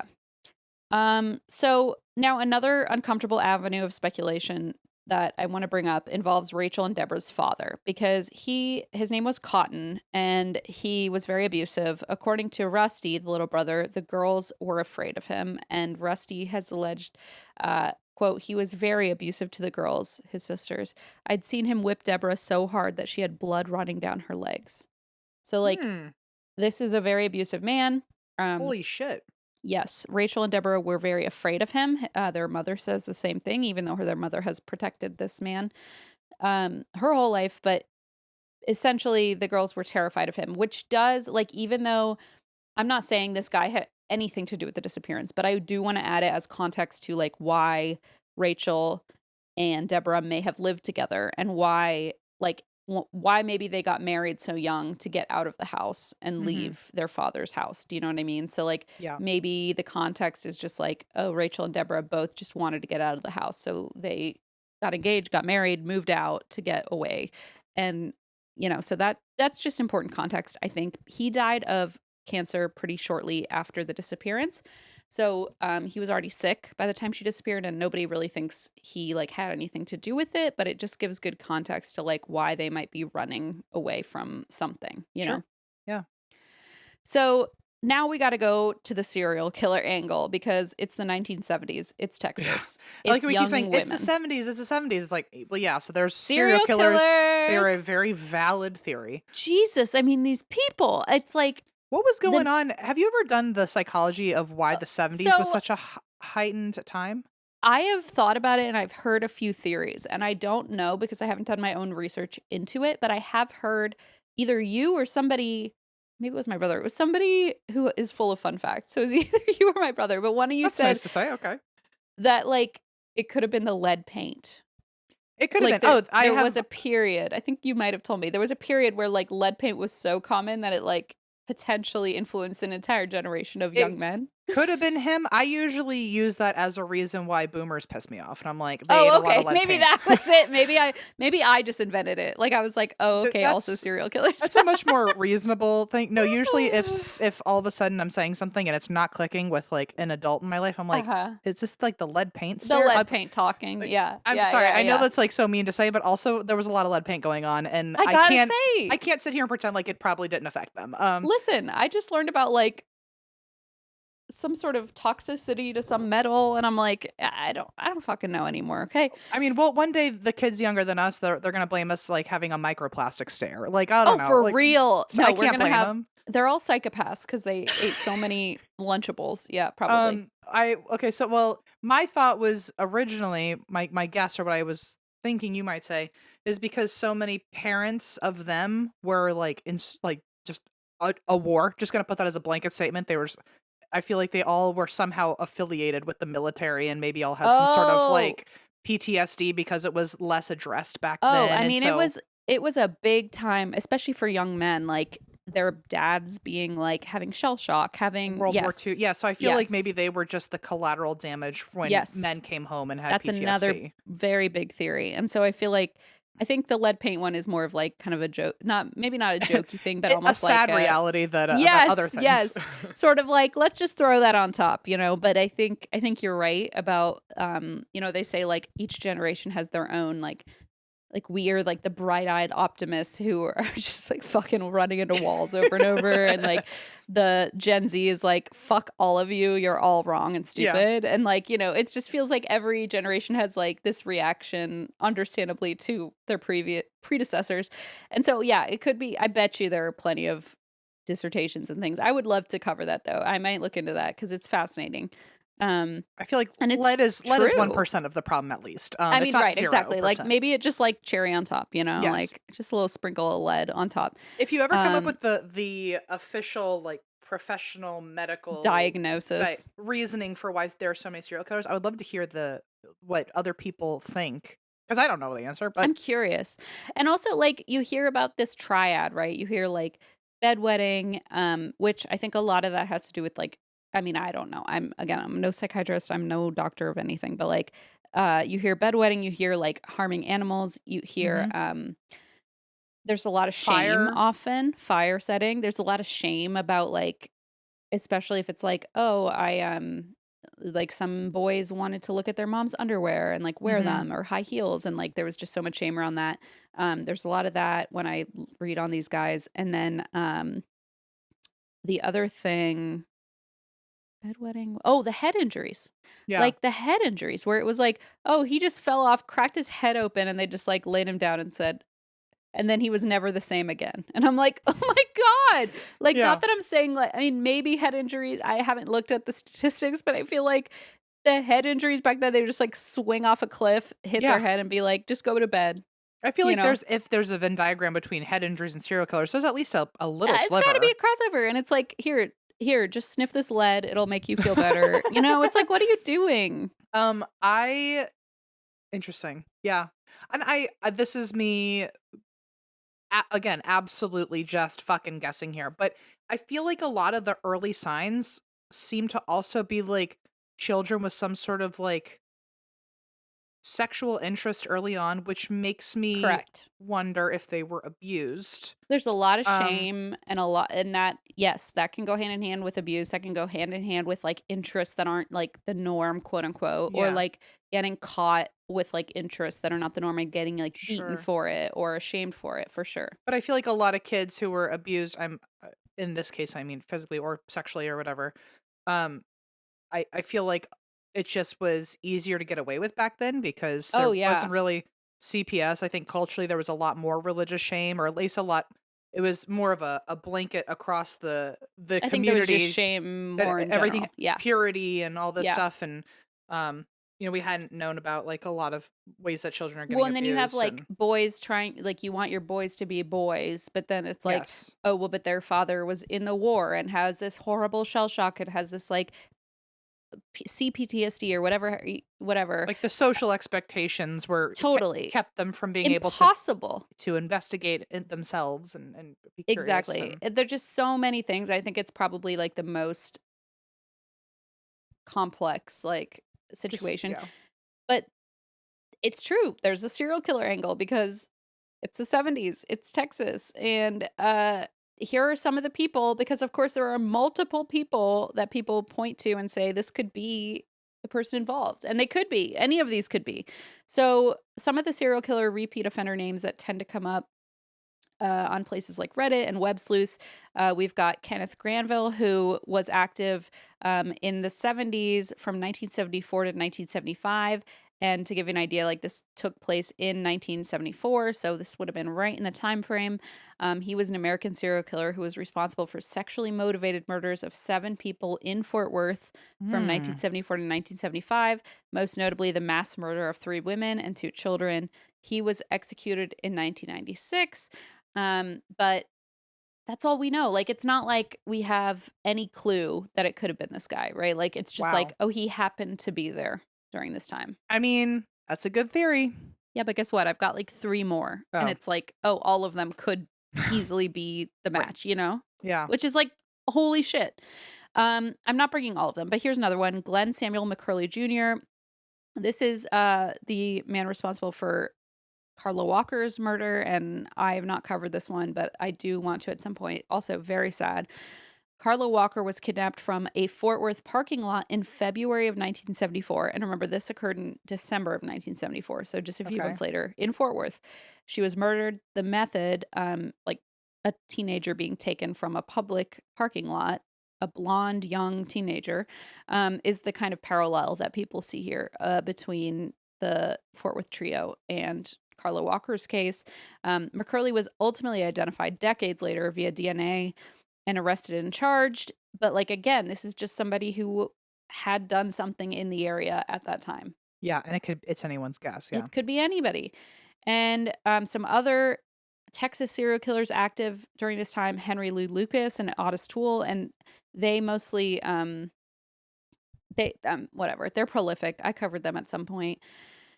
Dean Corll, the Candy Man, Mm. who is known for the Houston mass murders, but his crimes allegedly ended in 1973, and he typically targeted young boys and men. But, like, you just hear all these things and you're like, "Shit, it could be anybody who's targeting, like, young people or people in broad daylight, and this is happening all over the place. Yeah, anyone who's got a problem with women or children or, like, a Yes! problem with themselves and they wanna project it on women and children, yeah. Correct, yeah, yeah. And it just Oof. seems like to be rife with this stuff. So, the last person I wanna bring up as a potential person who basically just gets brought up is Mike DeBartleben, and he is known as the Mall Passer. The Mall Passer. Okay. Not like the catchiest serial killer name, Yeah. but the Mall Passer. Not that I want him It's to have a cool name, but if I were a serial killer, I would certainly want something other than mall passer. correct. I Googled that and it was like passing through a mall, and I was like, no, no, no. Okay, let me get his name, which is so long. Mike DeBartleben. No one he was So like, "Actually, mall passer's fine." Mall Passer's good. Just call me that. Yeah. Honestly, it fits better. So this is one of the theories. It gets brought up a lot in conversations about the Fort Worth trio, basically because he's known as the mall passer. The alias refers to Mike DeBartleben, otherwise known as James Mitchell Mike DeBartleben, who became notorious um, for later criminal activity that has drawn like speculation. He was an American counterfeiter, rapist, kidnapper, and suspected serial killer who earned Jeez. his nickname because he passed counterfeit $20 bills in shopping malls across the U.S. And that is how they caught him. It was Wow. like a nationwide Secret Service investigation. Um, of course, they caught him for like fraudulent money, not like potentially serial killing people. But okay. Although he was not arrested for murder, evidence found after his capture in the early 80s, including sexual assault paraphernalia, tapes, photographs, and materials suggesting abductions, led investigators to conclude he likely committed additional violent crimes beyond counterfeiting. But he was only convicted on multiple counts of kidnapping, rape, fraud, and related offenses. But he was sentenced to nearly 400 years in prison. So they were like, Holy fuck. we're just going to leave it there. But it's possible. Do you have a feeling about any of these people? Or, like, Um, not even a serial killer? Do you think it could be somebody that's not a serial killer? My gut is like it was just somebody who said, but okay. My gut is like, oh, it was somebody that one of them knew, maybe. Like maybe somebody was targeting Rachel because she's the oldest. She had the most like biggest social circle. But then I'm like, but who would pursue three? Like if she was a target, why would you pursue her if she's there with a 14-year-old and a 9-year-old? Like it just seems like so much extra My first work. thought my first thought sorry, go ahead. I No, totally well, interrupted I was you. just gonna say the last thing is like, and like, it's not like they all planned to be there. It's not like somebody said, Right. "Oh, they're coming together." It's like some people say, "Oh, Tommy must have suggested that Rachel go shopping because like his son was coming for Christmas. Maybe he like pushed her to go shopping because he wanted her to get attacked." And it's like, but like he had no idea she was gonna invite the random 9-year-old that like she didn't know. You know, it's like it just doesn't Yeah. add up. I agree that I think it's somebody that either they knew or it was someone their age. Well, here's what I think. This is Mhm. you have not even given the suggestion. So I feel stupid being like, No, "Yeah, bring yeah, it yeah, up. here's my thought." Um Don't feel stupid. Look at Reddit and Web Sleuths and then get back to me and you'll feel very smart. Because sometimes people I'm like, read the draft before you hit send, you know? well, my thought is that it was a two-man job. I feel like it A lot of was people do believe it had to be multiple people. I Yeah. feel like it had to be that's maybe not someone that they knew personally, but someone their age, because Mhm. that one person who was walking around with them that didn't seem out of place enough for anybody to really comment on it except for one Totally. person.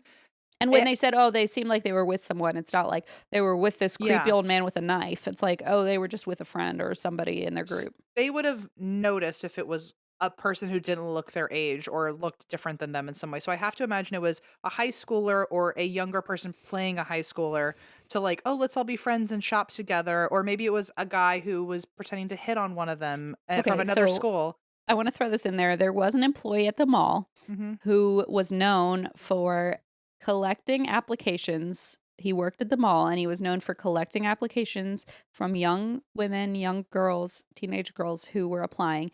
And he would call and leave them like sexually explicit I mean, come on. voicemails, like that kind of thing. But then they look into him and they're like, well, we don't know. We don't have any proof I tying it. like they're like, nothing to arrest here. Nope, Let's move on. nothing wrong here. Keep working at fucking Spencer's Gifts. Maybe that's why there were so many fucking serial killers That's because what we I'm weren't saying. arresting people for smaller charges But yet. that's what I'm saying. I feel like there's like a million reasons why this like just went bountiful in the 70s. Like Yeah. you can't even It pin it was down to one thing. lawless, it feels like. It's like, Lawless land. "Oh, you could treat girls however you want." And The then it's like, Sears "Why are there outlet. so many sexual predators? Yes, Why are there so many killers?" and why don't these girls lose more weight and take a fucking aerobics class real quick, you know? Like I Jesus, leave them alone. I feel like it's gotta be, I mean, I immediately, my gut is that guy then immediately, but if not, then I would say it's still someone young enough that he could But hit then on you them and think it like, wasn't oh, he weird and blah, went blah, like blah. from that level of just like leaving prank calls to like abducting 3 girls and never finding a trace of them. Like it's like how do Mm, you which I'm not saying is impossible. I'm just saying like it's shocking to think like somebody can just escalate to a point where like there's never been a clue. And I will tell you, Rusty has fucking combed the city. sure. He has gotten he has collected money to take cars out of the river and like look in the cars. I mean, he's divers all I mean, 10 grand to pull them out. I Like know Rusty and Deborah have like their own very reasonable headbutting, very, right. very legitimate reason to be mad at your brother for accusing you of Yeah, something. for real. However, that aside, Rusty's the fucking brother of the year, like Mhm. to Rachel, to be like, I will not rest until I figure out what the fuck happened to you. And Well, and it's I will consider everybody, including our other sister. well, Like and it's that's, really I get sad that because too. yeah, it's really sad because he's like basically devoted his whole life to it. And he said like until my last dying breath, like I will not stop looking. And it's like just really sad Hmm. because I'm not saying it's sad because like he cares about his sister and wants to solve the murder, but he has even said like I wish I had time to work. Like I wish I had time to even like he it has consumed It's him eating and him alive. it Yeah. is eating him alive 100%. And you know, I can only hope that this leads to an answer, but if it doesn't, it's like just how much hardship, they've gone through at the expense of this. And I'm not saying like, oh, leave it alone. Like, I don't think I could ever leave it alone, frankly. But like, so it's easier said than done. But yeah, it is. It is like brother of the year. Like he has on his guitar, he has Rachel's signature like etched into it and stuff. You know, like he's really devoted It's to obsessive. solving Yeah. this. Yeah, it's obsessive, and he's devoted to finding her. But you know, at what cost, right? Like he's kind of isolated himself from a lot of the family, and Yeah. he's He kind of clung has, on to a lot of theories that like they don't believe. and he's sacrificed the relationship with the sister he does still have, you know? Correct. Oh, and I Um, wanna add, I meant to mention this earlier, I cannot believe I forgot to mention this. He and this, PI believe that she's still alive. oh, I forgot to mention this because it's so jarring every time I hear it, but, maybe not anymore, but at the time in, like, the 2000s, era, he believed that Rachel was still alive. He believed she visited Fort Worth every Christmas, but he believed someone was holding her captive that's and, like, sick. allowing her to visit every Christmas. But, like, Huh. I just started to think, like, that seems a little bit much like a stretch to me. That feels like a It does to stretch. me too. I understand, like, desperately holding out The hope, wanting of it, of course. but it does sound like a And it's stretch. happened, right? Like, we've had Elizabeth Smart, we've had people where it's like, oh, crazier things have happened, for sure. Mhm. But it's like he thinks that, so what they believe is that, or what they believed at least at the time of reading this reporting, is that, Julianne Mosley, who was 9 and, was killed in some sort of tragic, like, violent situation that had to do with this abduction.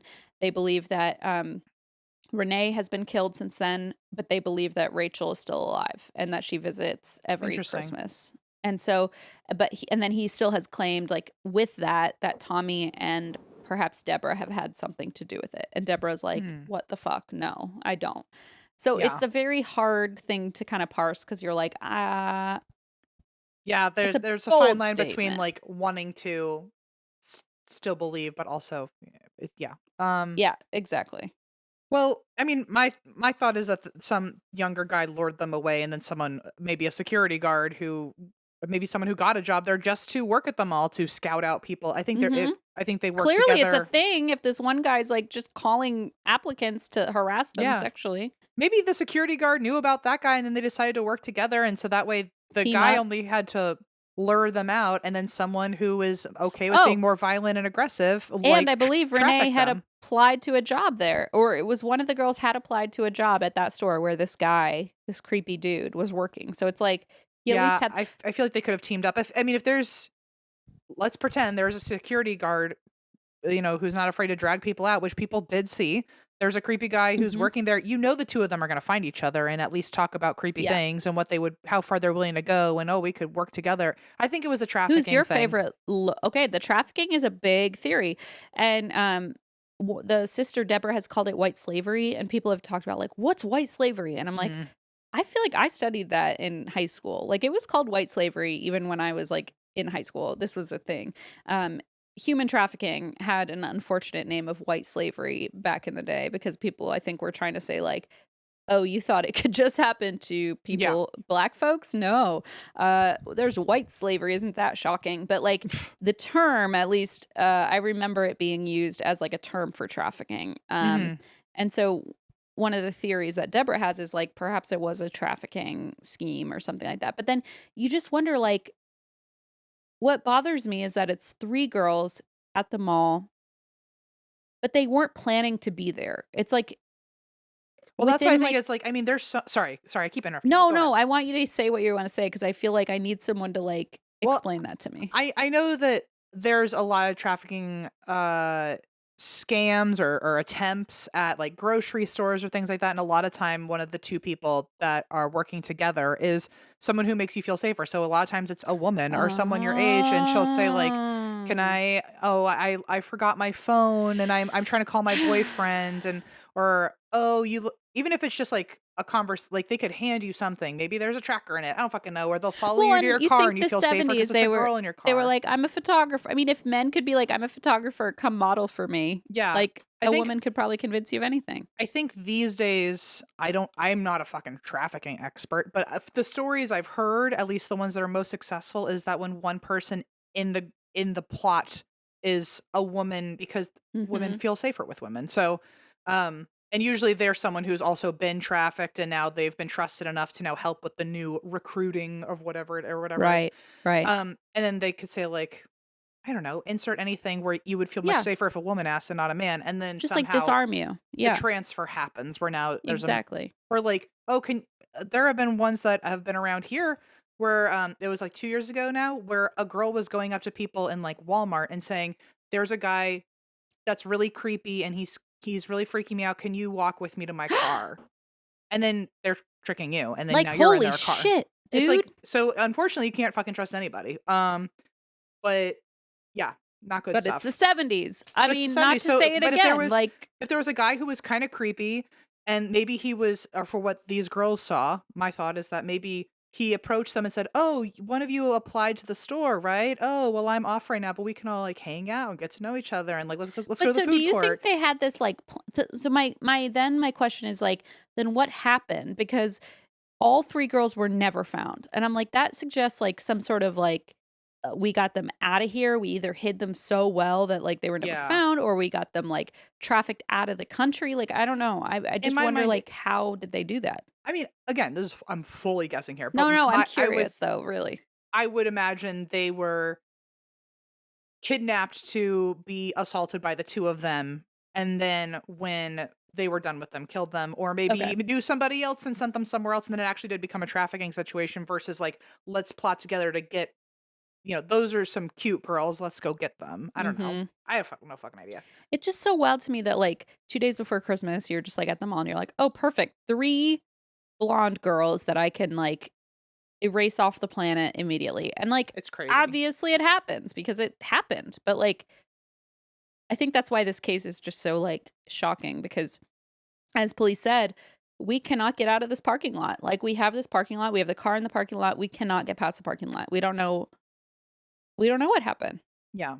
I am I all I know, well, I don't know anything, but my gut would be that it was a two-man job that got them in the car. I'm sure Agreed. assaulted them at least first before other people did, or was I just for them. I don't know. 100% agree. I believe it was at least a two-man job. I also agree, my gut would say two-man job. My gut would say it's somebody who either had a mall security job Or looked like or one. feigned a mall security job. And, the one guy I brought up, let me find his name. Oh, Mike DeBartleben, he was known to fake being a cop. Like he would just Are get you lights. fucking kidding me? Come I'm on. serious. Like he would research how to like pull people over and stuff. So it's like, but this happened all the time. I mean, I hate to say all the time, but like it's the 70s. Like it happened Mhm. all the time. Like people, because there's no, it's like that perfect sweet spot of like no stranger danger yet. Like no security cameras. Like women are more independent, so they're going to the mall by themselves or what have you. Like it was that perfect sweet spot. I Oh, sorry, go ahead. That's all I have to say. I feel like it also had to be someone that they don't know, or like it had to be like an impulsive decision by these I people, would because think with so. 2 days before Christmas, if anyone was planning this for a while, they would have been like, this is such an obvious time where people are going to be wondering where they are. Well, This and also, like, it was only supposed to be like Rachel came up with the idea that morning to go to the shopping mall Right. and then called around a bunch of people and everyone said no. So it's like it could have been another girl. But Yeah, like she called this girl and then this girl happened to be with her boyfriend whose little sister was there who asked to come. Like it was originally just supposed to be Rachel and nobody, then and then like her, and then she yeah, exactly. So it has so to be an impulse it has grab. to be impulsive, Yeah. or at least it has to be something that somebody planned and said, "I don't care that there are suddenly two more girls Mhm. involved. We'll still go through with it," which seems unlikely to me. Yeah. But who knows? You know, Which is people are also unwell. That's also why I think it had to be a two-person job, because they had to assume that based on numbers, they could take all 3 of That at them. least a girl would like the little girl would be like, "What the fuck?" You know, Yeah. like I don't want to go with these guys, or the oldest. Who knows? But yeah, And that also it's makes me hard to think that believe. people already saw the security guard. I know with full confidence that he used the gun as a weapon, because how else do you wrangle 3 people and none of them ran away or screamed if you didn't threaten somebody that you'd hurt And them? witnesses said like, "Oh, they were being quote hustled into a car," and I'm like, Yeah. you don't get hustled into a car unless three girls don't get hustled into a stranger's car unless like there's something going on. Like they've either Yes. convinced you of a storyline, like you're going to the police station because you shoplifted, or I have a gun and you can't fight me. Who knows? But Or like, even the little one, like, she coulda ran away, but it's like, "I'll shoot your sister." Like, it could be yeah, who knows exactly?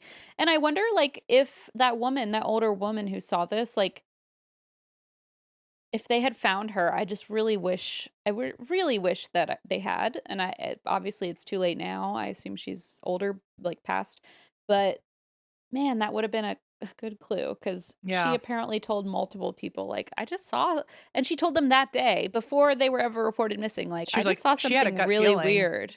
She's like, I just saw these people, like, these girls getting like pushed into a car, Yeah. That and she had then a they gut never feeling and found she her. knew. Yeah. Well, good storytelling, but bad ending. Whew, see something, say something, you know? And also, everyone look out for even women being weird in public spaces, because if they try to grab your phone or take anything from you, or, maybe even get so close as, like, I know this is crazy, but I've heard horror stories of like them dropping something in your bag and it's like a GPS tracker, Mhm, or like mhm. get close enough to your phone that their phone also do like the Bluetooth thing, and now Yep. they got info on you. If someone says, "Come to my car with me," it used to be when you were a kid, it's like, don't follow the person who says that they lost their puppy. But now, as an adult, don't follow even 100%. girls who say that they're scared. Just say, "I'll call the Like, police with you right here." really, because, like, Dean Corll was called the Candy Man, right? And he had a candy Yeah. shop, and it was like, oh, he was giving out candy, and now it sounds so ridiculous, like, "Oh, don't take free candy from strangers." But it's like, no, this is, like, the same idea. Like, don't just trust somebody inherently hmm because they say they're uncomfortable or in danger, which sucks. Because like, you Yeah. want but they're using that against us, but it's like you want to be able to help somebody who's Like, feeling threatened. Allison and I recently walked past someone who like seemed that they genuinely needed help, and they needed a phone. Needed a phone. And I was like, "You can tell us the phone number and we'll put you on speaker and you can yell from over Yeah, there." I was like, exactly. it's like, "Sorry, it's not you, but it's just the world. I don't just trust you. You just got to scream into the phone from over here." Um Did it work? it Did they worked. do Yeah. it? Yeah. Oh, And okay. then and they Because did truly need help. I felt bad one afterwards, time but when Blaze and I were, like, first dating in, like, 2014 or 2013, um, he still had, like, a flip phone, like, back in the day, and I had an iPhone, and somebody stopped us in, like, at night, we were walking from somewhere, and somebody stopped us and said, like, "Can I borrow your phone?" And, I was like, "Yeah, you can borrow my boyfriend's phone." And Blaze, like, handed his flip phone, and they were like, "Never mind," and they handed it back. like they clearly were going to try to steal your fucking And we were phone. like, "Holy shit!" But so yeah, you never know. And back then, like there wasn't really Find My, like Find my if you lost friends your or find phone, my you lost phone. your fucking phone. So I Ay, remember ay, being ay. like, wow, that was the one time his flip phone came in handy. The person Yeah. was like, never mind. They like didn't even want it. I remember one time someone tried to steal my Back to the Future hat. And this was when I had long hair and I had my like ponytail through the hole in the hat, and so they couldn't get it. Who And then does that? Like and then they we tried to grab it off you? they tried to rip it off of me, and they didn't know that it was like gonna be like attached to my head. And then we just awkwardly stood there, and I was like, "Did you just?"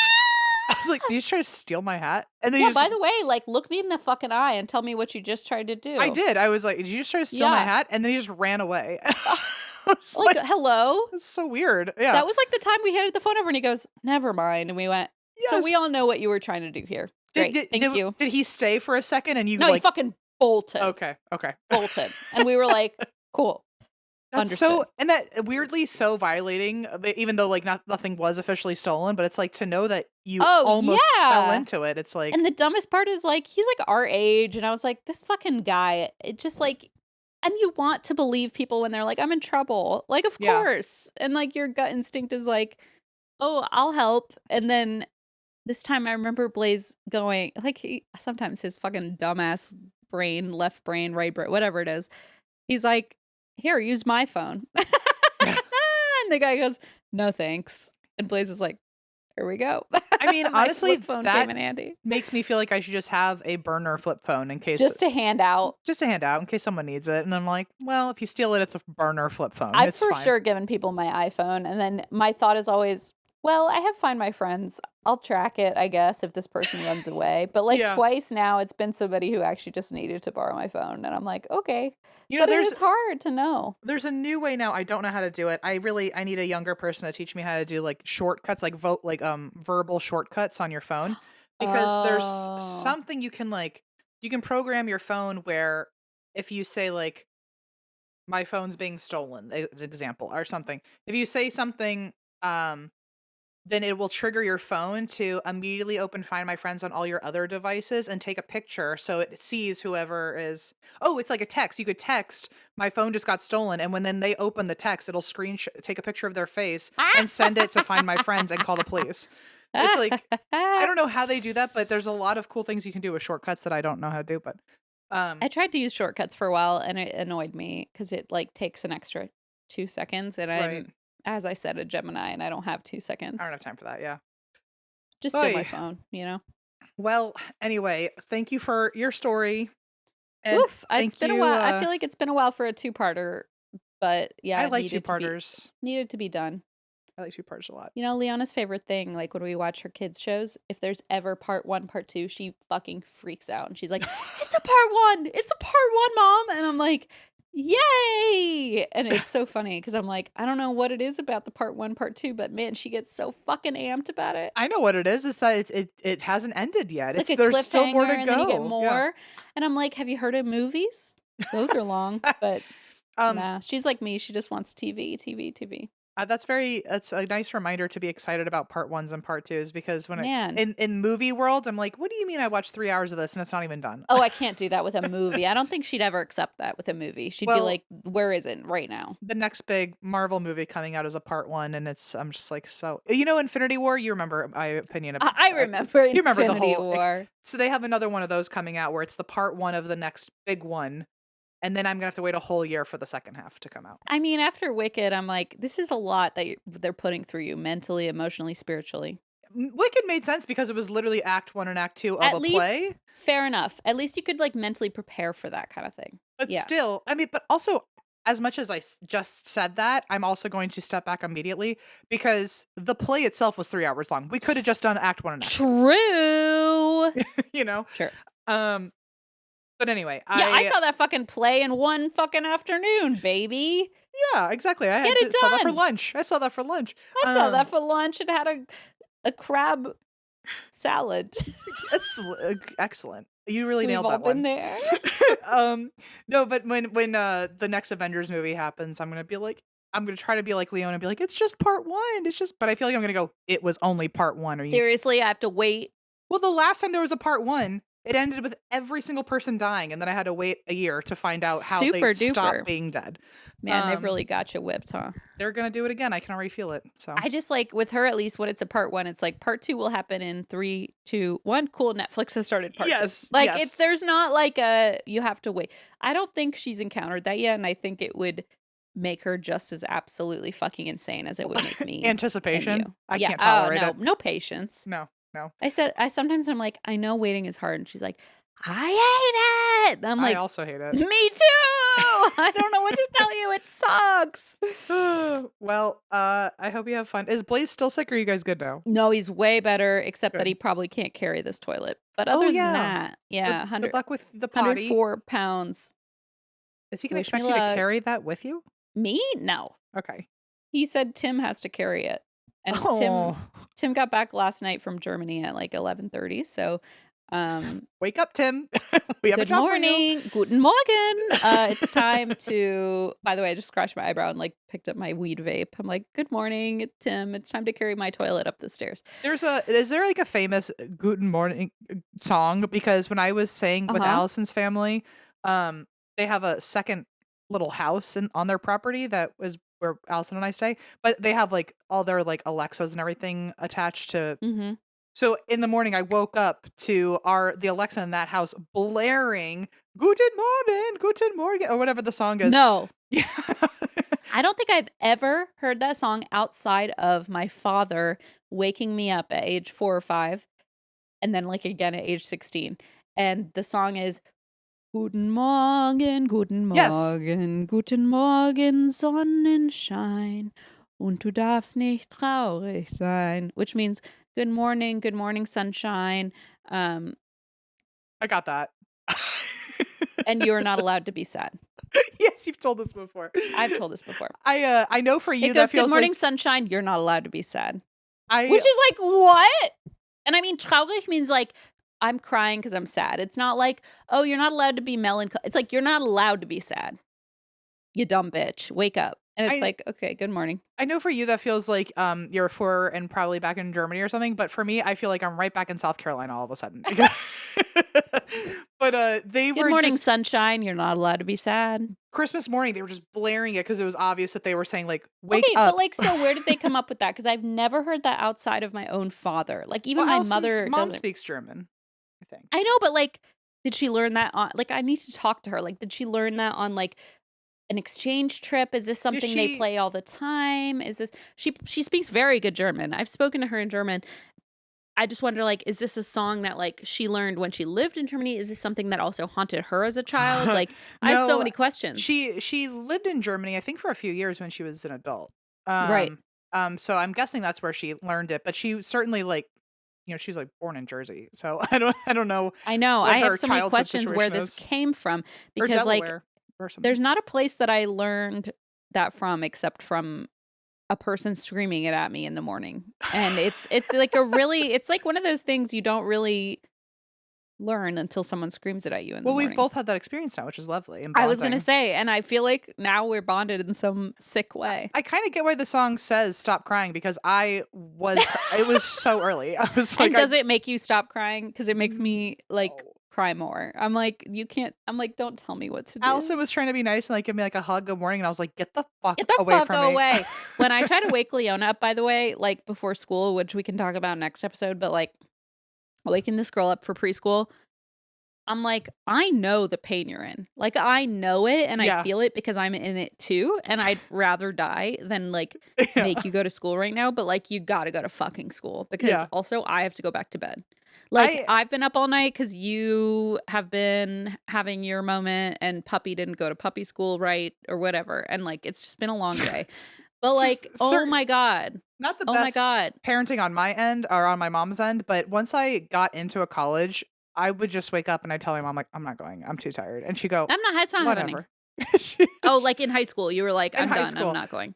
Yeah, no, once I got into college and I was just like kind of riding out senior year, she would be like, as long as you don't have a test today, I don't care what you do. Oh, it's like hard to even fight. She was like, you already made it, so just whatever. I literally woke her up and she just like fucking screamed like a banshee and was and then like ripped the blanket over her head and I'm like, oh my God, I'm going to get injured. I'm going to get hurt. I don't know what to do. My And mom I'm like, still, you might be able to relate to this. My mom, when she wakes me up to this day, I must have been like Leona, I guess, when I was a kid, because I don't think I'm this terrible anymore when I'm waking up, but she will straight up, if she has to wake me up, like we're on a vacation or whatever, and she'll like nudge me and then back up like I have a gun, and she'll go, she's like, "It's me, out it's of, me, it's out me." of the, out of the circle. What do you call it? Like the danger zone, out of Yeah, the danger the zone, birth, the back up. wide birth. But she really will back up and go, "It's me, it's me, it's me," as if I like am gonna hit her in the face. I don't know what I did to her when I You're going to was. like detonate a bomb. Jesus. Just know if you end up there with Leona, you're not the only one. And you can call my I mom for do help. sometimes feel like that. I will come in and she'll like look at me. And if it's Blaze, she'll go, get out. And if it's me, she'll be like, "Arr!" And I'm like, okay, I'm allowed to enter. And then it's like, I turn the sound machine off and she's like, turn it on. And I'm like, you have to leave in 7 minutes. Like, I'm texting your dad right now, like, put some muffins in a Tupperware by the front door. Like, we got to get, like, And it's slowly gotten, back away. it's gotten insane. It's gotten insane. And Blaze today was like, hey, I think we need to like start back to where we were, like waking her up at a normal time and not just like hoping she gets up. And I was like, I okay, but we're all going to suffer. I think you're gonna really like this. I got a kick out of it when I went to the family reunion. Um, Allison's brother has a daughter, and she at some point I saw her like not getting her way. She's Leona's age. I saw her not getting her way, and I saw her make this face where she was like holding in all the anger, and she would, and then she did this with her hands, and I was like, oh my god, she's like trying to like regulate her emotions. That's like really like I know she looks mad, but like it's nice that she's trying to like keep it together. Yes. And then And use the power. well, so I saw her do this, but I thought she was just like freaking out, and I was like, oh, she's like trying to keep it together, trying to keep it together, and then her parents were like, no, she's trying to ice blast me like Elsa. No, I was about to say Leona does that, but she's trying to freeze me. Yes, freeze her, literally. I'm ice so blast. serious. That's so she weird, literally like, goes they like this, and I'm like, oh, she's trying to get her like energy out, and she's like, Yes. freeze. No, And she I'm was like, literally trying to channel all of her energy to ice blast. I'm so serious. This is a real thing. That's so weird. I thought Holy that she was shit. the only kid. I thought I was gonna. That's so I funny. certainly have not heard of another. Okay, well, this is great. Let's Well- talk off air because I need help. Leona and Allison's niece are both Elsa. No, apparently. that she literally is like, and I'm like, what are you doing? And I'm like, oh my god, she's trying to freeze me. Oh For my the god, rest- she's trying to freeze me. For the rest of the family reunion, it was so funny because you just hear in another room, you'd hear, stop ice blasting me. Stop ice blasting me. Stop. And so Leona will go, freeze. And then we'll like freeze and she'll be like, nobody can unfreeze you but daddy. And it's like, well, he's upstairs. What the fuck do you want me to do? And I start to text him like, come unfreeze me. And she's like, you can't text him. And I'm You're like, just in jail. honestly, I'm just in frozen jail. Oh my God. Okay. She's watched the movie like I- 3 times. It's not even like she watches a movie. She just is like, She watched I'm it gonna freeze enough to blast know you. what she needed to do. I'm so happy to know that there's another kid doing this. Imagine if the two of them met each other and both tried to No. blast each other. What happens can't then? be, can't be, I think can't their be. brains would explode. They'd go, "What do you mean you know my powers?" Things would be, they'd either like ruin the world or Yeah. ruin the world. I don't know. Something, maybe save the world. Okay, I will leave you alone. But thank you everyone for listening. If you're still listening, and we'll see you next week. See you next week. And thanks for being you. Freeze blast. Freeze blast, and That's why we. drink.